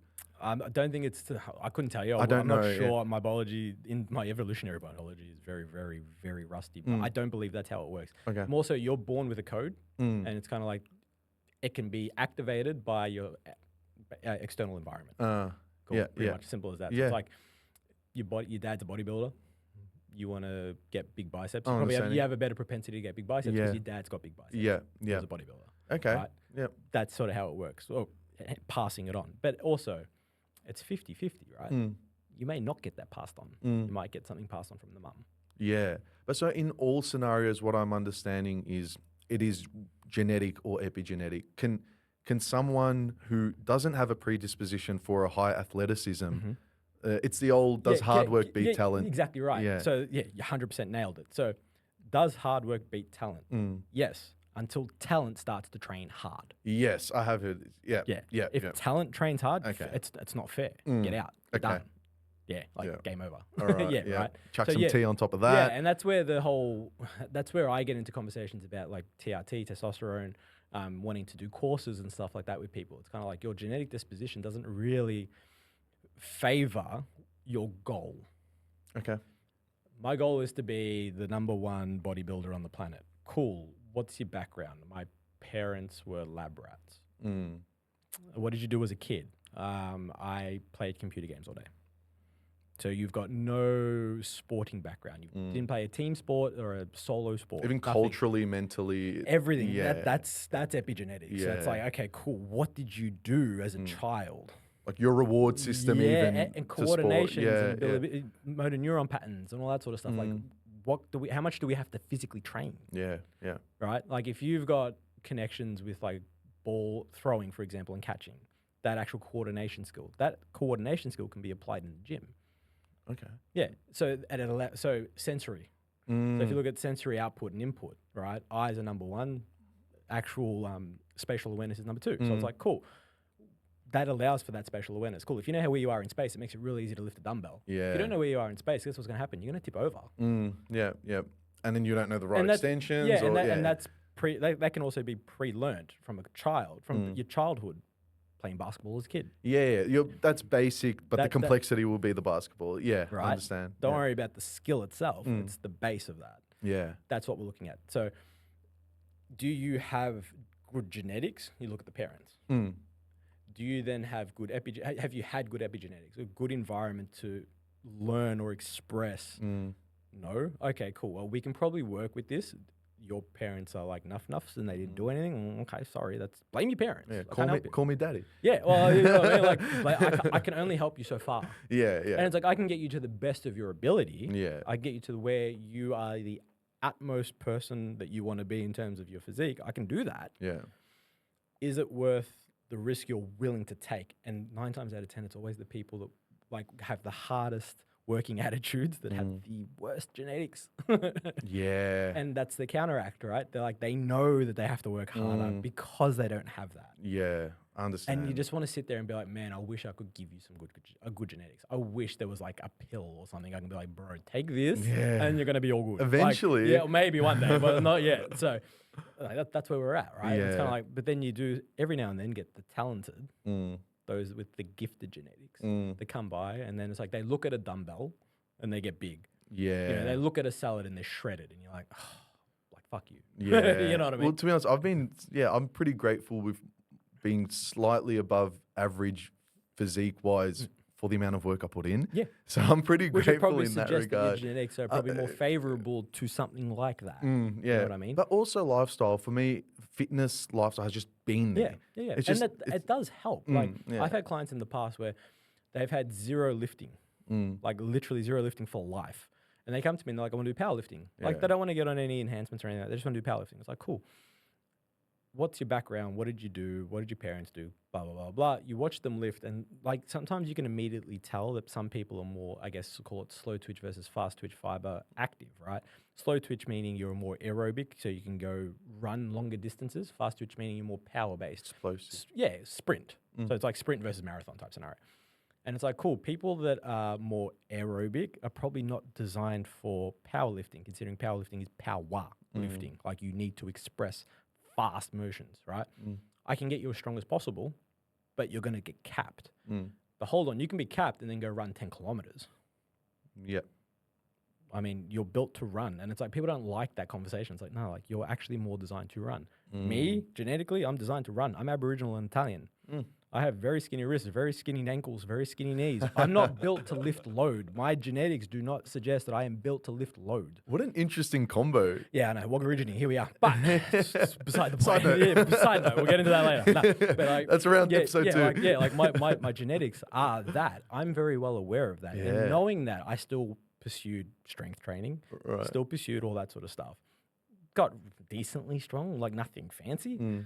But in my fitness heydays, I outran the original beep test twice. Wow. I was fit. Fuck me. I'm designed to run. I could also run pretty fucking quick. Pretty sure I capped at 10. Yeah, like, I mean, yeah, right? Like, that was me back in the day. Like but that's my genetics. Yep. The actual environment of playing footy and soccer and stuff like that allowed me to hone my skill. Yeah. And express that skill. But I wouldn't have been able to do that if I didn't have that background, like from mum being an elite level runner. Wow, man. Yeah. That's how it is. And then the trifecta of the actual interest in it and working hard. Exactly right. So that's where I say epigenetics, environmental, again, controlled more so probably from your parents because you're a kid. Yeah. I mean, you in the schoolyard playing and whatnot. Genetics literally not even controlled by your parents, but you can blame them. Yeah. I encourage everyone to blame their parents for their genetics. Because you can't blame yourself. Yeah, exactly. Does the line with your clients ever get blurred between being their strength coach and then sometimes people expecting you to be their life mentor? Yeah, man. So when you have in this field, you have clients that you have for like long periods of time. Right? It's very rare that you get a client on for a couple of months. That's like you're usually having them for 12 months plus. So a lot of my clients I've had for like a long time. Good so retention. I know these guys. Like it's not just the, the 3 to 5 minute check-in once a week type scenario, especially if they're competing. Like I'm with them at competitions. So I'm seeing them. How are the kids? Yeah. Like, like what's going on? Like, yeah. So a lot of the time they'll also ask me my opinion on things or questions about whether they should or shouldn't do something or whatever it may be. Right. And I'm happy to always give my opinion when it's asked, especially with people that I trust. It's more so, there is a line there. It's kind of like if they're asking a certain personal question or something like that, but it's very simple and for me to say, cool, man, I'm not answering that, or like that's a little bit too much. And they understand. Interesting. To be honest with you, I don't think I've had that occur for a long time. Like it's pretty much chilled between like myself and my clients from the personal relationship to the professional relationship. Well, you attract your tribe almost. Well, I mean, yeah, you really you do attract people that are similar to you, right? So it's like a lot of my clients are very similar to me. We have very similar mentalities, training, dieting, and that sort of stuff, right? Like one of my clients, like I introduced, actually 2 of my clients, I introduced them to each other and they got married literally like last month. Wow. Yeah. So congratulations. Yeah, right? So it's kind of like, and as a joke, it's like, you're welcome. I wrote in there, like I was invited to their wedding. I went to their engagement, invited to their wedding. Rightfully so. Yeah, you own that. You're welcome. Yeah, you know what I mean. Like, so it's kind of like, what is the blurred line in a sense? Like these guys, I've introduced them, and they got married. Yeah, I mean, I'm their coach, but I'm also their friend. Exactly. So it seems like, that's positive. So no real negative experience with that. No. Yeah. So it's never gotten. I don't want to use the term inappropriate in a sexually implied way, but it's not got inappropriate in any way. No, I mean, in terms of like the expectation. Like it's pretty straightforward. Like I'm coach first. Yeah. It's kind of like I'll come down on you if need be. Like I'm the coach that'll tell you what you don't want to hear, but if you need to hear it, I'm going to say it. Yeah. Like you're not following your diet, you're not following your programming. It's like you're doing something stupid. It's like, bro, what are you doing? But like, I can you're letting the thing is, if it's external personal factors that are affecting their ability to perform in the gym, I'm going to turn around and be like, hey man, go sort that shit out because I need you performing in the gym. Exactly right. That's what you're paying me for. Exactly right. Yeah, Well, right. that's to that extent, sure. I have no problem saying, like I said, I don't care what's going on. That's your problem. You deal with that. But it's affecting your ability in the gym. That's my problem. Yeah, you know what I mean? No, bang on. Yeah. Your personal problem's your personal problem. But when it affects your ability, My client, which is you. It affects your ability to do what I need you to do, or what you're paying me for. Yeah. Bruh, go sort that shit out. Yeah. You're now affecting my client's progress. Yeah, you're affecting my work. Yeah, we have a problem here. Well, that's honestly, you've explained it perfectly. I think that's what triggered the question for me was, you're almost obligated to get your result to dip your hands in their life. Yeah. And that's where I can imagine it gets a bit sticky or blurry. Yeah, and it's just like, hey, like if you've got personal stress, fair, we all have it. You go deal with it. If you need an opinion, I'm not going to help you with it. It's not my personal stress, it's yours. I'm not going to take on your stress. Yeah, I got my own shit. 100%. You want to ask for an opinion? I'm more than happy to give one. But it's just an opinion that you've asked for. If you don't like it, it's not my problem. You've asked for it. Yeah. But deal with it however you need to deal with it, and let's get back to the shit that we're doing. Yeah. Yeah.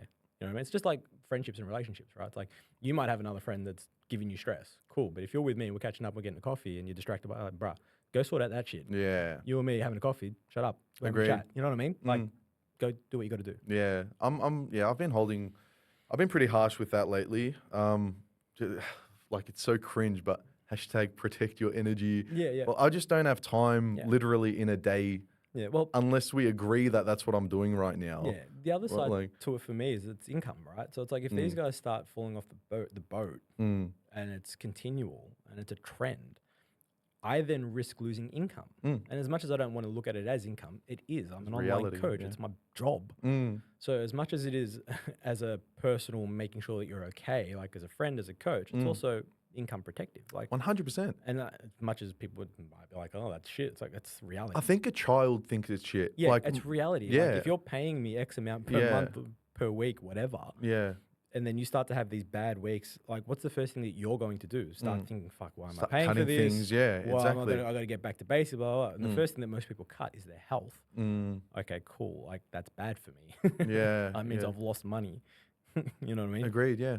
So that's also another, not necessarily an incentive, but it's a byproduct. I think 100%. I think maturing is realizing, wow, money rules the world. Who would have thought? Yeah, right. Like, but yeah, that's essentially at the core of the exchange. Yeah. I think any type of relationship, you go into it, it's a negotiation. Exactly right. What are we relating about? Where has someone started to deviate from what we initially agreed we're relating about? Exactly.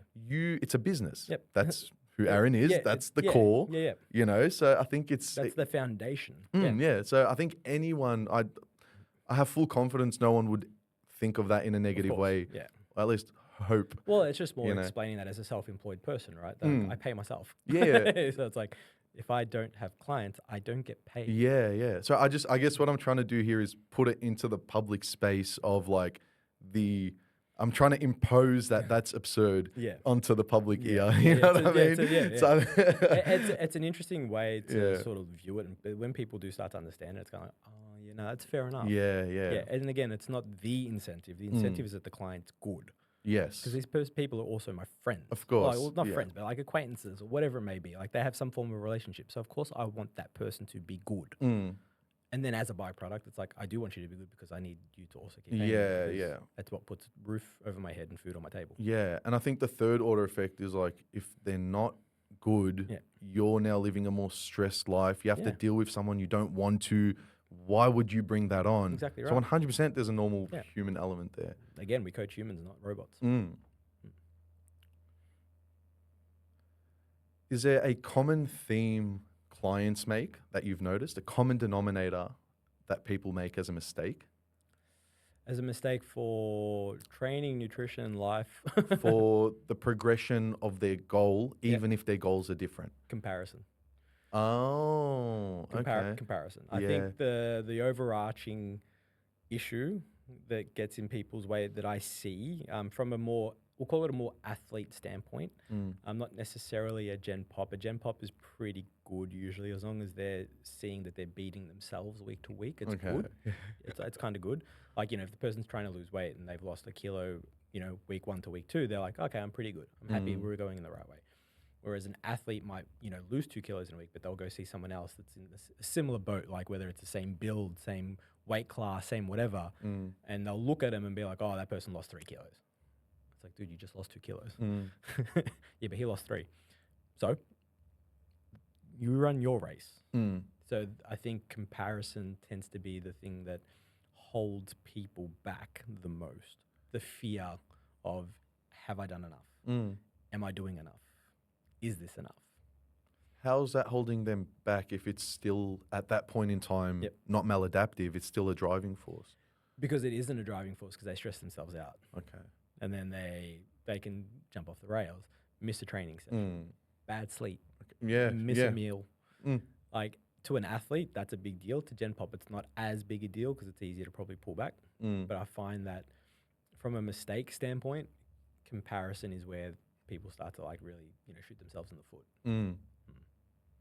My interpretation of the Islamic version of Adam and Eve, so I'm saying very heavily, my interpretation is, whatever context between God, Adam and Eve, the devil at one point says like, you've made Adam from, I guess, dirt, earth, but I'm of fire. I'm obviously of higher value.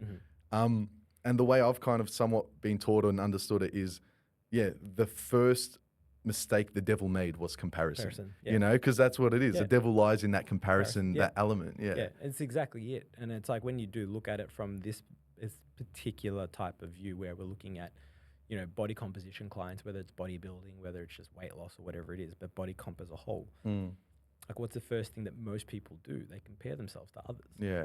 And it's like, and we do it as well, right? Like we'll look at, like how many times have you looked at a celebrity, for example? Chris Williamson. Yeah, man. Even then, right, with this sort of work, right? But even if you look at it from a physique standpoint, it's like how many times you've like someone looked at like a Hugh Jackman, Chris Hemsworth, and be like, oh fuck, like, you know what I mean? Yeah, like you know what I mean? Like even that small detail is still a comparison. Yeah, of course. And it's human nature to compare.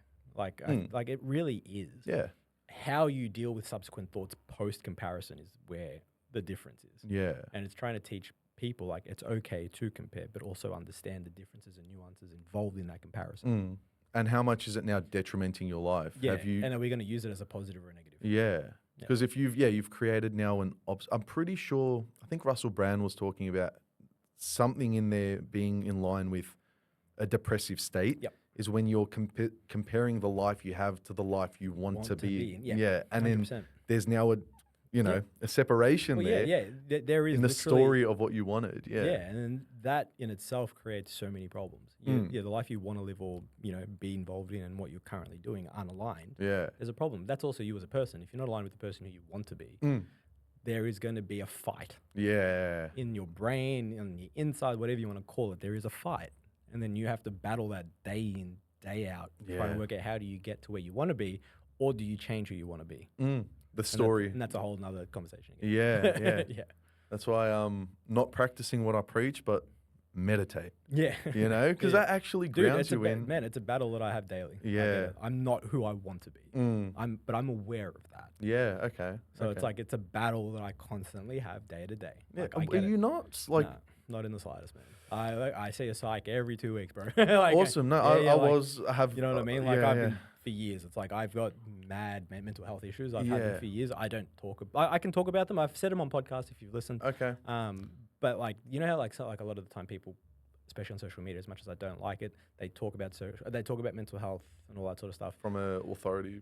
Yeah, and then try to use it as a positive and stuff like that. Or sometimes they use it to get followers and sympathy and all that sort of shit. Like I'm not about that. It's why I don't talk about it. Okay. But like, I've got a couple of diagnoses that I've got.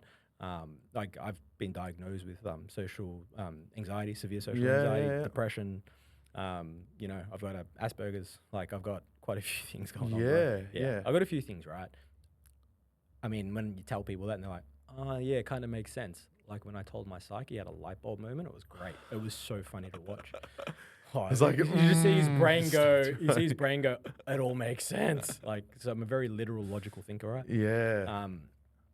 So when it comes to like that sort of stuff, and it's kind of like there is a fight day in, day out, trying to understand that who I want to be over here and who I am now. How do I get from here to here? What do I have to do? Or do I have to sacrifice to continue being who I am because it's going to be more beneficial to me or to the people around me now? Yeah.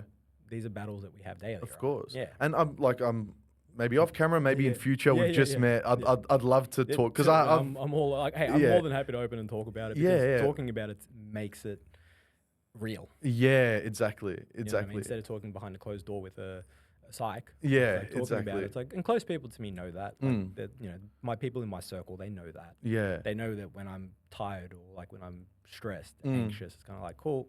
We know just to chill. Yeah, there's that. Like, cool, let him go. He'll come back when he comes back. Yeah, is it anxious avoidant? It's. I don't think it's like anxiety per se, because anxiety would suggest that you're just not prepared for something. Over prepared though, or underprepared even. Okay. Like, I think it could be either or. Right? Okay. Yeah. Like the best analogy is actually from Ben. Sorry. Yeah. From Ben, my co-host on my podcast, explained anxiousness when I asked him, "Hey, dude, like this is what's been going on. Can you help me out?" And he's like, "Yeah." He goes, "You're underprepared for a situation you don't even know. That's why you're anxious." He goes, "You're wondering what if." Yeah. Who cares? Yeah. You don't know what if, because guess what? You don't know. Except that you don't know, and then working on that part of things, right? I love that so much. Right? That's where that, like, he goes, you're getting prepared for a battle or you're underprepared for battle. That's why you're anxious. You don't know the outcome. You can't control the outcome of something you don't know. Yeah. Hence you're underprepared. I'm like, yeah, I get that. To me, that makes sense. It does. And he knew to put it logical for me because that's how I'm going to interpret it. I'm trying to think what that was off the back of. That was off the back of trying to work out well, I just mentioned what a growth mindset was. Okay. That was a question put towards me. What's a growth mindset, right? For business practice, because I was trying to improve my business. And I lost it. My brain went off. I was like spiraling for 3 days. Like in my room, aircon on, doors closed, TV on for 3 days, because the concept of a growth mindset and then how it was being explained to me caused anxiety. Interesting. Causing like a full-on anxiety, panic, palpitations in my heart attack. We're under attack. We're under attack. I know, bro. I know. And it was because, so that for me, that feeling comes up because I don't know something. Yeah. So that when I say, like, if I don't know something, best believe I'm going to find out. That's for me, it's control. When I lose control of a scenario and it starts to slip. It is control. Yeah. So that's what it was. That's what sparked that entire thing. Yeah. But similar to what Ben just said is like, we need to relinquish control, because even if you figured the scenario out, if you're so pretentious, me talking to me, and like whatever the word I'm trying to use is, to think that I know the outcome of every element in life, like just have some humility, me, to understand I know nothing. It's literally nailing it on the head. It's understanding that you can't control the outcome. And to me, that's a problem. Look at my job. Yeah. My job is to control the variables. Sorry. My job is to control your outcome. You come to me That's your worth as a human. You're coming to me, paying me, telling me, dude, I want to put on 10 kilos of muscle. And I'm saying, you know what? Yeah, I run the numbers. We can do that. Yeah. And then you're not putting on 10 kilos of muscle. Yeah. That's a problem for me. Yeah, but you need to... You know what I mean? You need to wrestle. Is it me or how much is it? And that's where the nuance comes in, right? I'm getting anxious. And this is like a couple of years ago. So like we've grown since then. But that's how that started. That's how that took off. And I was like, wow, I've got some problems. Yeah, you know what I mean? Or at least it was when it was reflected back in your face. Yeah, and it's like... I'm sure they were there. Yeah, 100%. They've been there for a long time, bro. But yeah, like that in itself, and I was like, fuck, man. I'm like, lucky I got Ben there. I could ask him that question, and then being able to pick his brain on certain things like that. He's a psych student. So I know. So, it helps a little bit in that aspect. And then obviously I see a psych as well. So yeah, that was an interesting time. Yeah, I'm big on that. I love the conversation. I personally struggle a lot as well. I present pretty all right until I'm not. What's on the surface isn't what's internal. Right? Yeah, but I still, because how we got here was asking you, are you where you want to be? Yeah.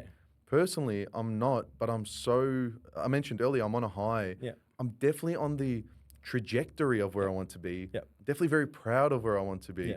I'm looking at you as an outsider, seeing that. Yeah. You don't feel that? Nah, where I want to be is not where I am, and I don't think I'm on the right path to where I want to be. Interesting, man. The other side to that, though, is I'm not sure where I want to be. Okay. That changes and molds. Okay. So it's kind of like there's a core, there's a base of who I want to be, and I think that base is the same. I think those core fundamentals are the same. Yeah. But those superficial things, we'll call it. We'll call it the muscles on top of the bones, the tendons and the ligaments. They're not there yet. But but the bone structure's there. Which is The your skeleton's value there. system, your morals? Yeah, and that's the things that we're developing and going through and trying to really hone in on. That sort of stuff. And like, it's mostly there, and it's kind of like, cool, let's just start layering on top. Interesting. Yeah. But that's just, again, that's a personal like development thing. No, that's awesome. Yeah. Again, what you see on social media for most people and what's behind closed doors is very different, right? Yeah, but that's it, right? Any relationship, like you start to diminish the other into like your perception of them, and then it becomes hard to actually really acknowledge they're as complex as a being as you. Yes. You know, and I'm saying this like from like with Raj. Oh, I know what I'm talking about. We all do it still. I'm going to diminish the other into like, 100%. you know, fit into my story. Yeah. But, you know, so. Yeah, your narrative in a sense. Yeah. But I think that's like a society as a whole, we're really struggling with this other concept. Yep. Because we're so into productivity. I need to achieve. My worth is in my achievements. Yeah. How are we going to ever devolve and mold into another? We're not, society's not set up for it right now. Exactly right. Yeah. Yep. Modern love is dying. You're going to do something. It's all about social media now. Social media love, dating apps. But it is though. It is, man. It's fucking crazy. But I don't know. And that's why as well, a lot of people in relationships are still so lonely. Yeah. Like, because you haven't actually given into the other. So. Or you've got your own stuff, right? As well. Yeah, which we do. Yeah, like everyone does. Yeah. It's human fucking life. I know, man. I know. But hey, we're all on the journey. Yeah, 100%. No one knows what the fuck is going on. No, we're trying to get to all the same spot.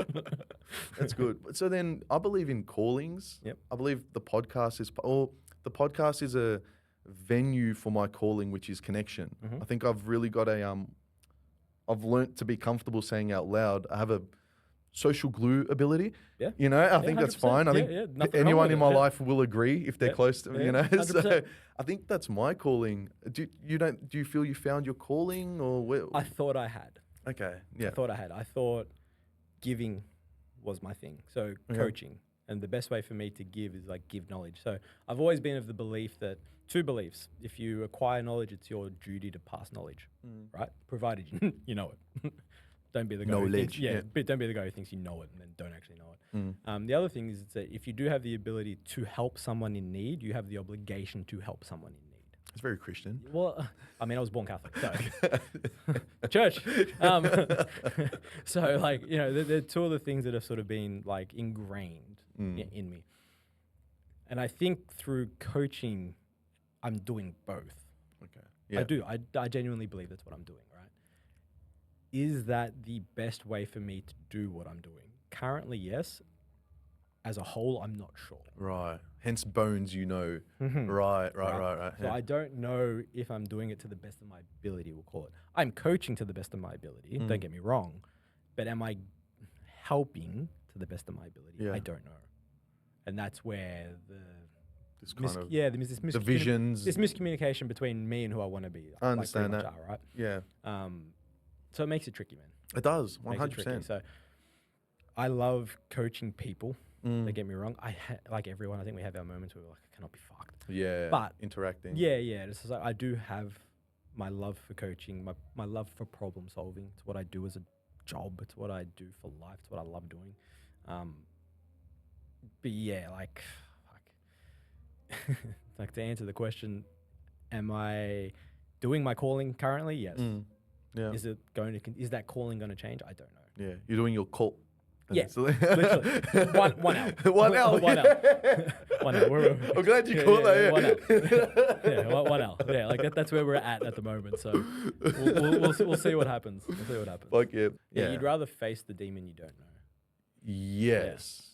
Yeah. Isn't it better the devil you know? Well, yeah, but it's more so like you'd rather face the demon that's haunting you, right? It can't haunt you if you're seeing it face to face. Bro, yes. Bro, you know what I mean? Did you get sleep paralysis? Or? No, actually, I've never had it. No? I've been touch wood. I've been very fortunate. Yeah. You'd rather, it's like the devil you know versus the devil you don't, right? Yeah. You'd rather know it. Exactly. You can face it. You can plan for it. You can do whatever you can. If you don't know it, good luck. That's where anxiety comes in. Right? Bro, you fucking hit it. In my experience, I reckon my sleep paralysis demon, when it did occur, better now, was really just anxiety manifesting itself. Yeah. And there was times it would like force me to look at it and I'd obviously turn away. But literally the times I'm just like, whatever, take me. Yeah. And I'd like let it, Yeah.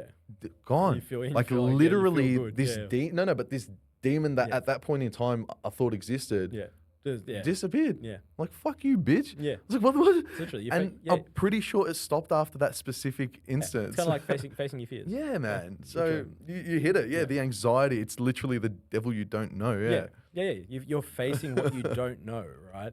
You're just sitting there like, I don't know, but let's go. Yeah. But I think that's at its core as well is like, I think whether it's diagnosed or not, that's like childhood turning adult, like everything's going to kill me fear, which it is. Yeah. Or it's also the reality of like, wait, dad doesn't know the answer to everything. Yeah. Mum can't protect me from everyone. Like these like core things that were like, for me, transitional, and I'm somewhat getting emotional, so I think we're hitting a good spot. Yeah. We're having a breakdown.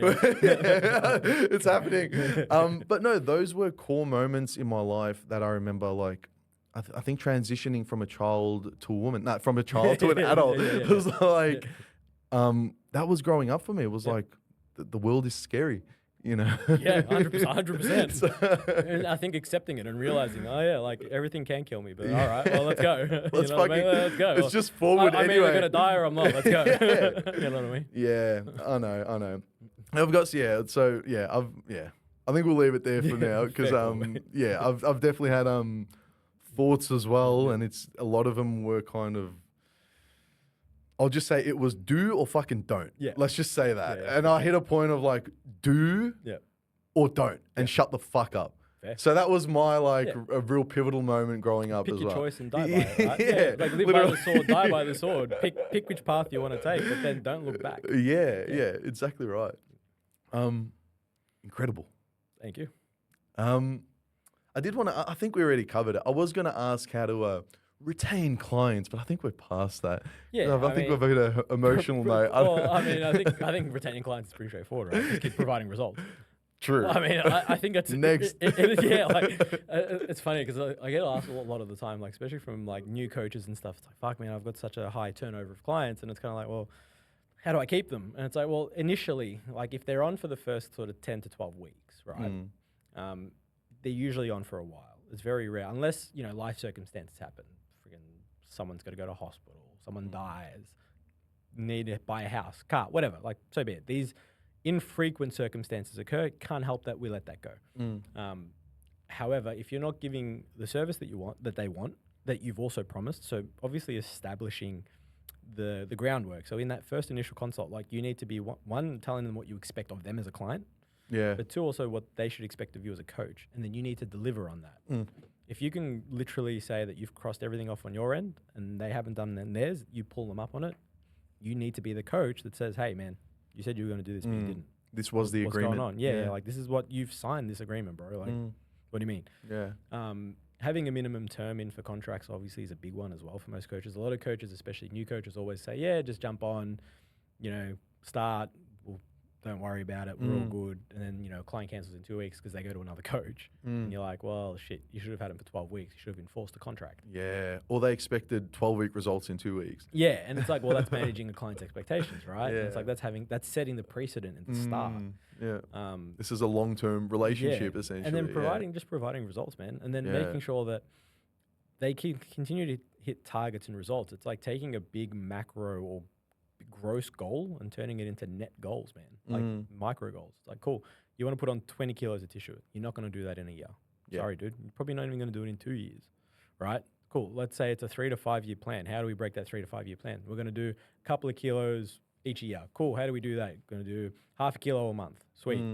You target that and you plan for that, and then you adjust based on that goal. Yeah. And you keep reinforcing the goal to the client. Hey, don't forget, this is why we're doing it. This is what we're doing. Remember the long term, especially when things get shit with the client and they start to get shitty, because they will, they always do. Reinforce it. This is why we're doing it. Remember your overall goal. Yeah. That's what it is. Huge. You came to me for this.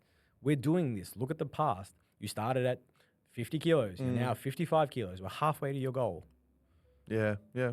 You're leading because you have the vision. We're doing this. Yeah. I've made what your goal is realistic. I've given you a realistic time frame based on your lifestyle. Here is what we're doing. So what's the problem? No, it adds up. Yeah, and the only time I've really ever had clients like leave me, like they've been with me for so long, they've tried other coaching. 9 times out of 10 they come back.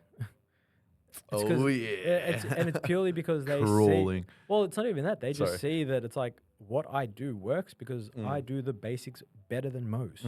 Yeah, and if they didn't like what you said, it was just the truth that someone didn't tell them. Exactly. Yeah, it's as simple as that. I can see that. Yeah, I'm pretty straightforward.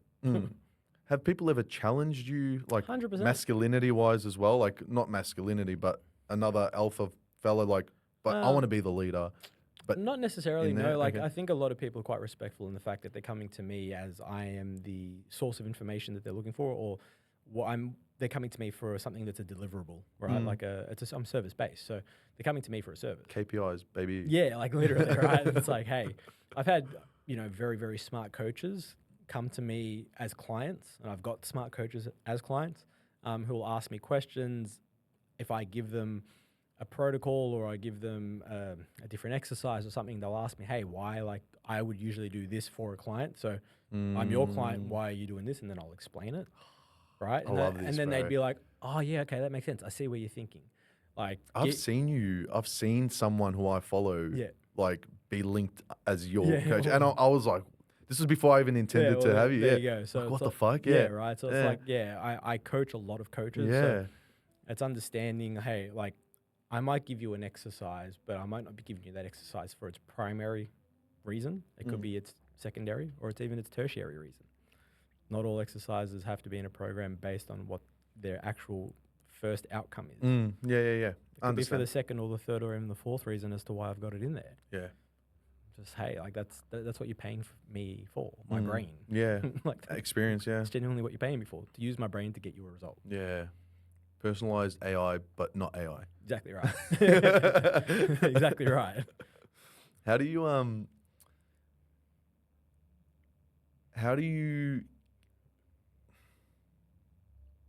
Brother, I can cut all this in. No, don't go. I know. We're chilling anyway. Nuts, I don't need to. You're part of the journey, listener. We're right. Right, go nuts, bro.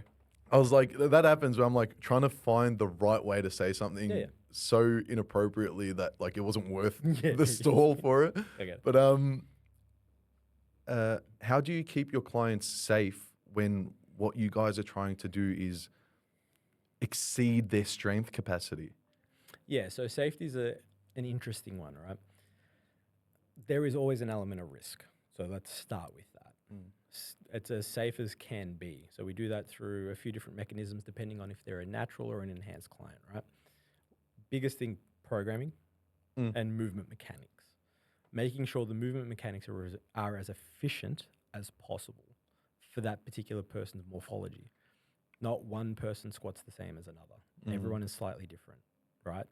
Humans by design are different. Yeah. So finding the safest technique with the tools that I have for that person, for that movement, is going to keep them as safe as possible, okay?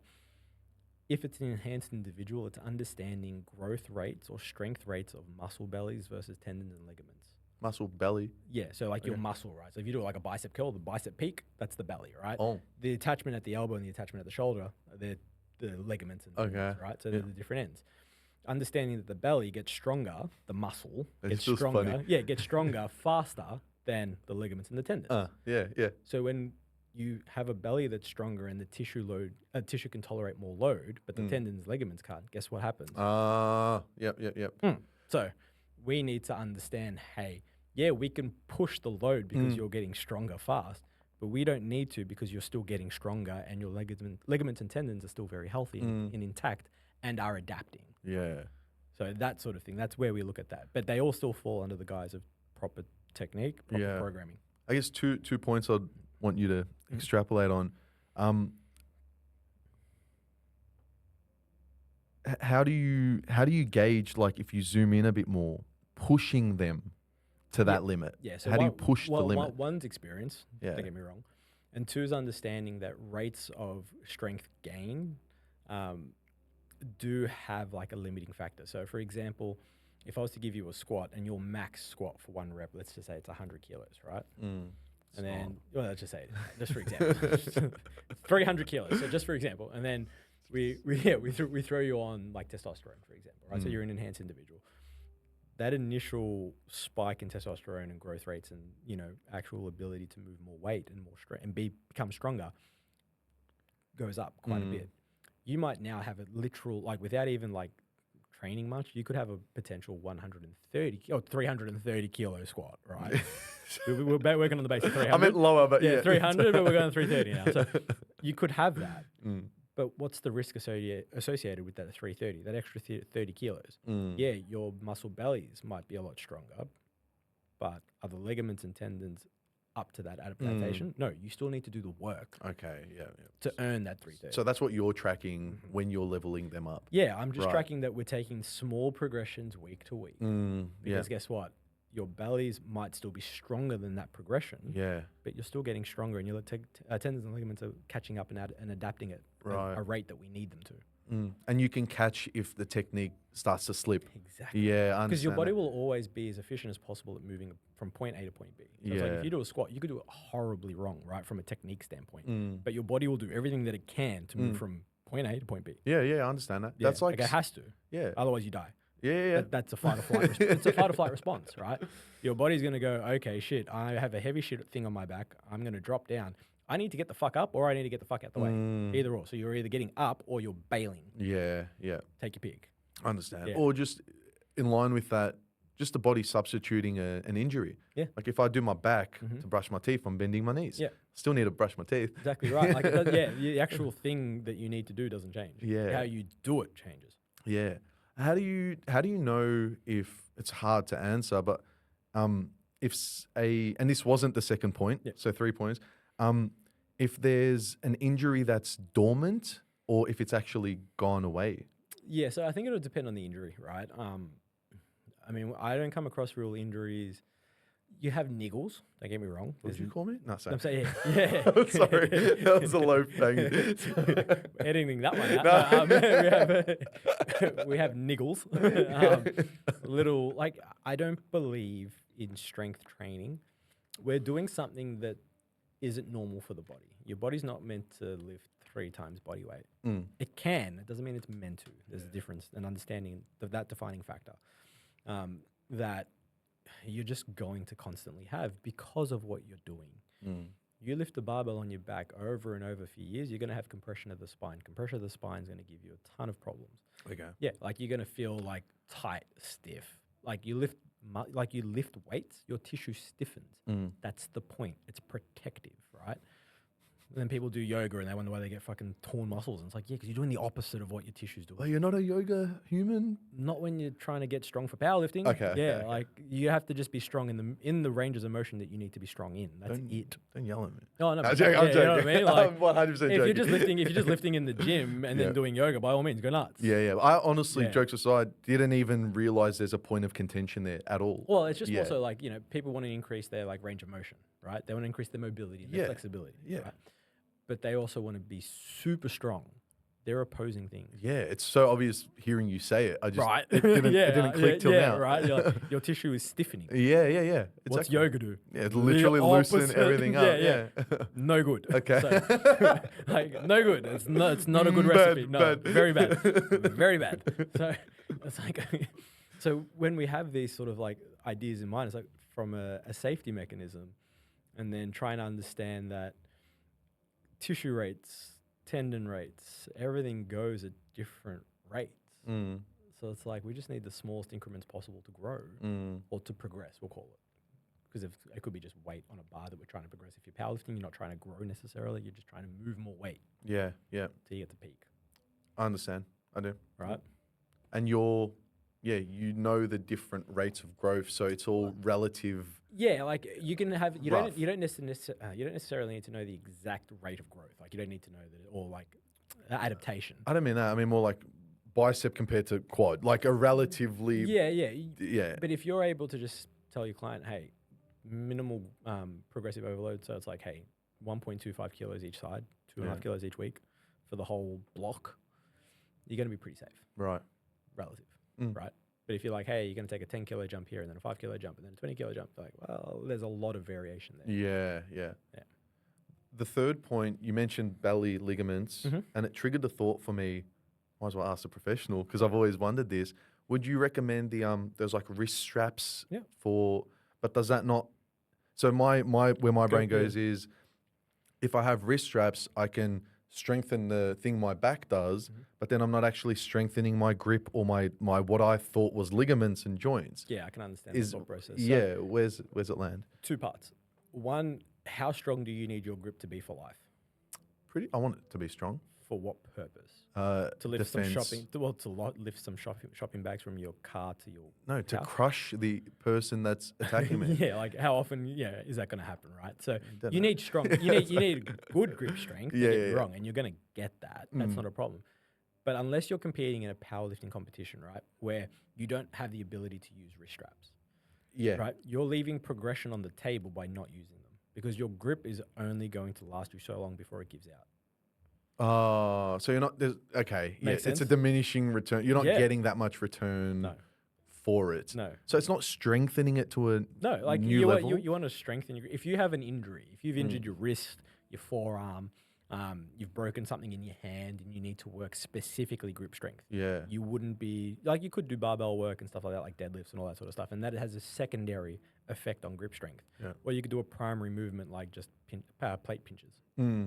Yeah. That'll strengthen your grip faster than anything. So do that, or heavy carries. Yeah, just incorporate it. Yeah. If that's what you want. Yeah, right. Like, but to say that you're going to lose strength by using wrist straps, that's not the case and it hasn't been shown.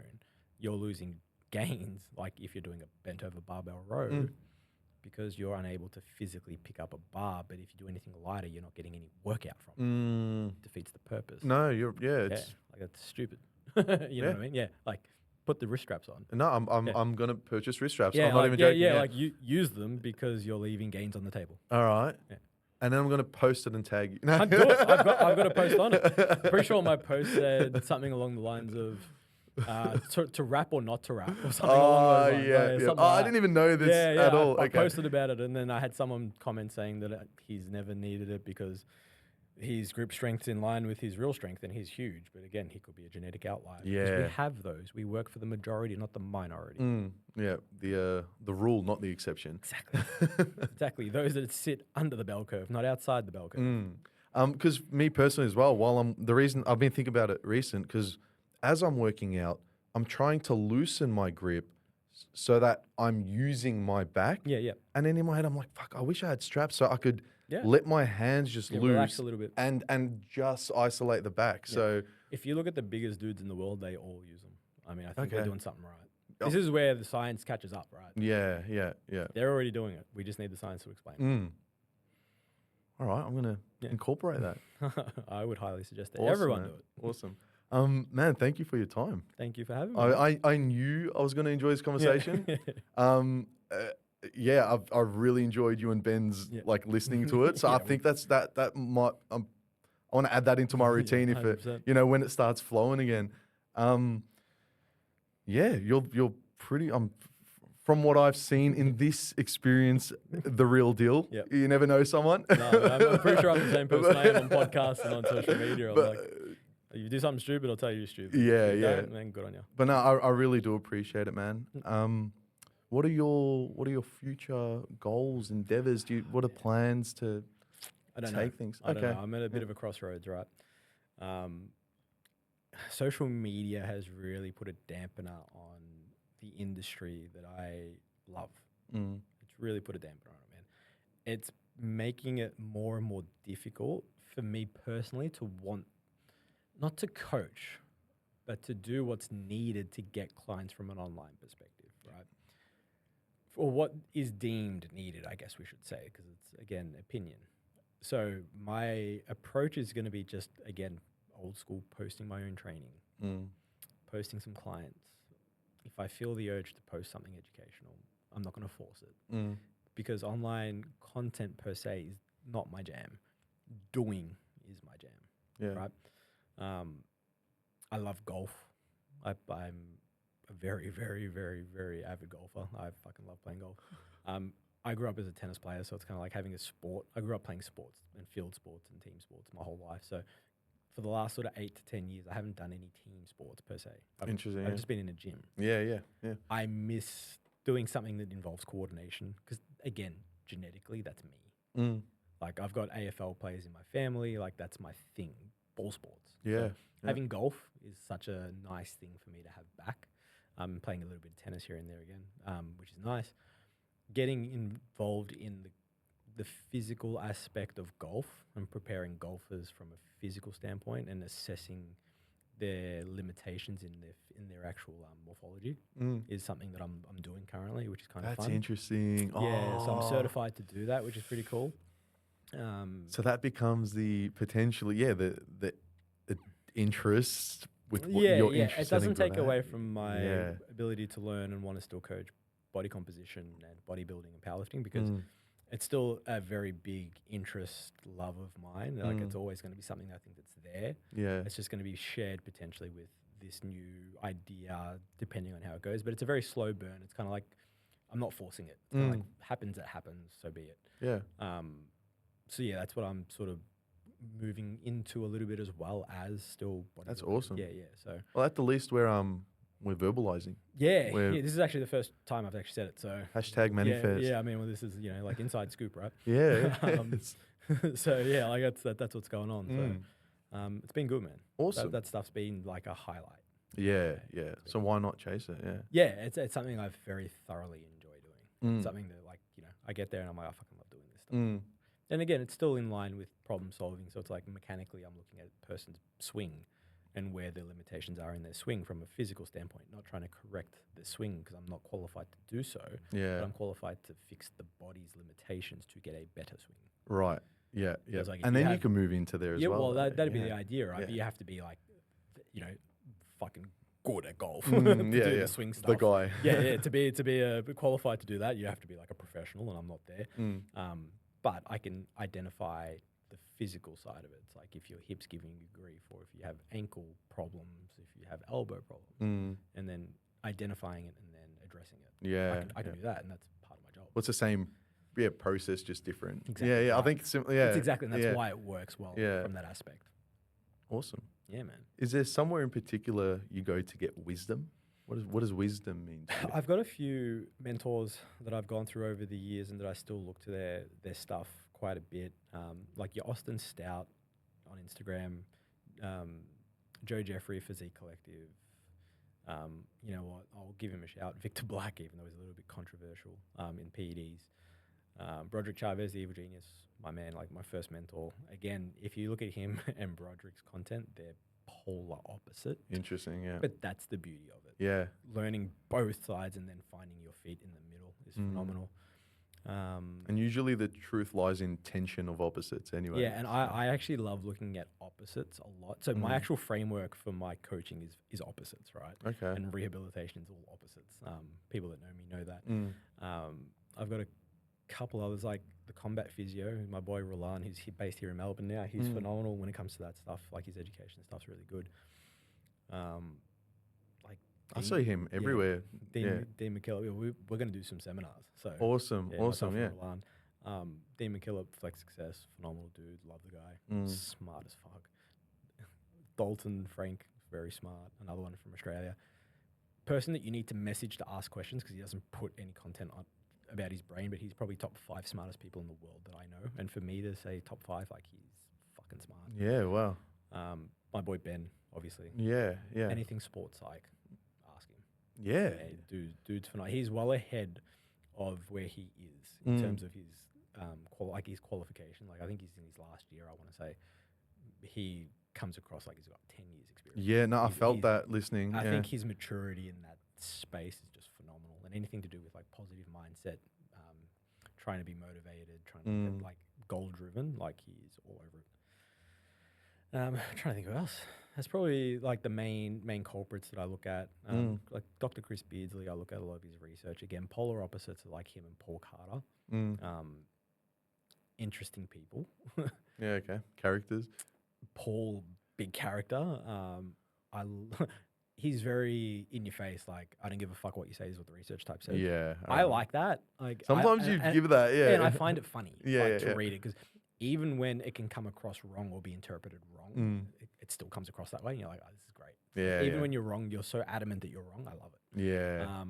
Stuff like that. So it's like, I don't mind it because I can differentiate between opposites and then it allows me to work my way to the middle.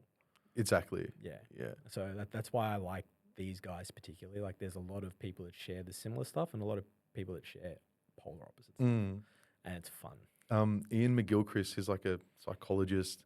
He was explaining how it's like if you want to, let's say you want to move your hand in the most stable way you can, we can do this, sure. But to get the most stability, you need a tension of opposites. Yeah. And now you can actually have the smoothest kind of thing. Like he even explains for a... you need an opposing force. It's exactly right. Yeah, literally basic physics. But like even for a car to move, it only moves when the friction of the tire hits the road. It's the nothingness of the friction that creates the momentum. So I think you've captured that philosophy perfectly. I try to use like frameworks, and they're sort of the frameworks that I work on. Aaron Scafi, that's it. Thank you for your time. Thank you for having me, my friend. I'm almost sad to end it, but time does exist and does. motion does go on. Depends who you talk to. Yeah, exactly. Time's relative. Nothing is real. Man, I don't know how. I'd probably come to the seminar. Like, I want to get involved in your story, man. So 100%. I do hope this isn't just a podcast and see ya. No, man. Yeah, I'm excited. Do another one if you want, man. 100%. But for now, thank you for your time. Thank you, sir. If you made it this far, I'm sure you would, because this has flown in a very enjoyable, quick way. It's felt like it's gone quick. Yeah. Thank you for listening. Thank you guys for tuning in. Yeah. Till the next time. Till next time.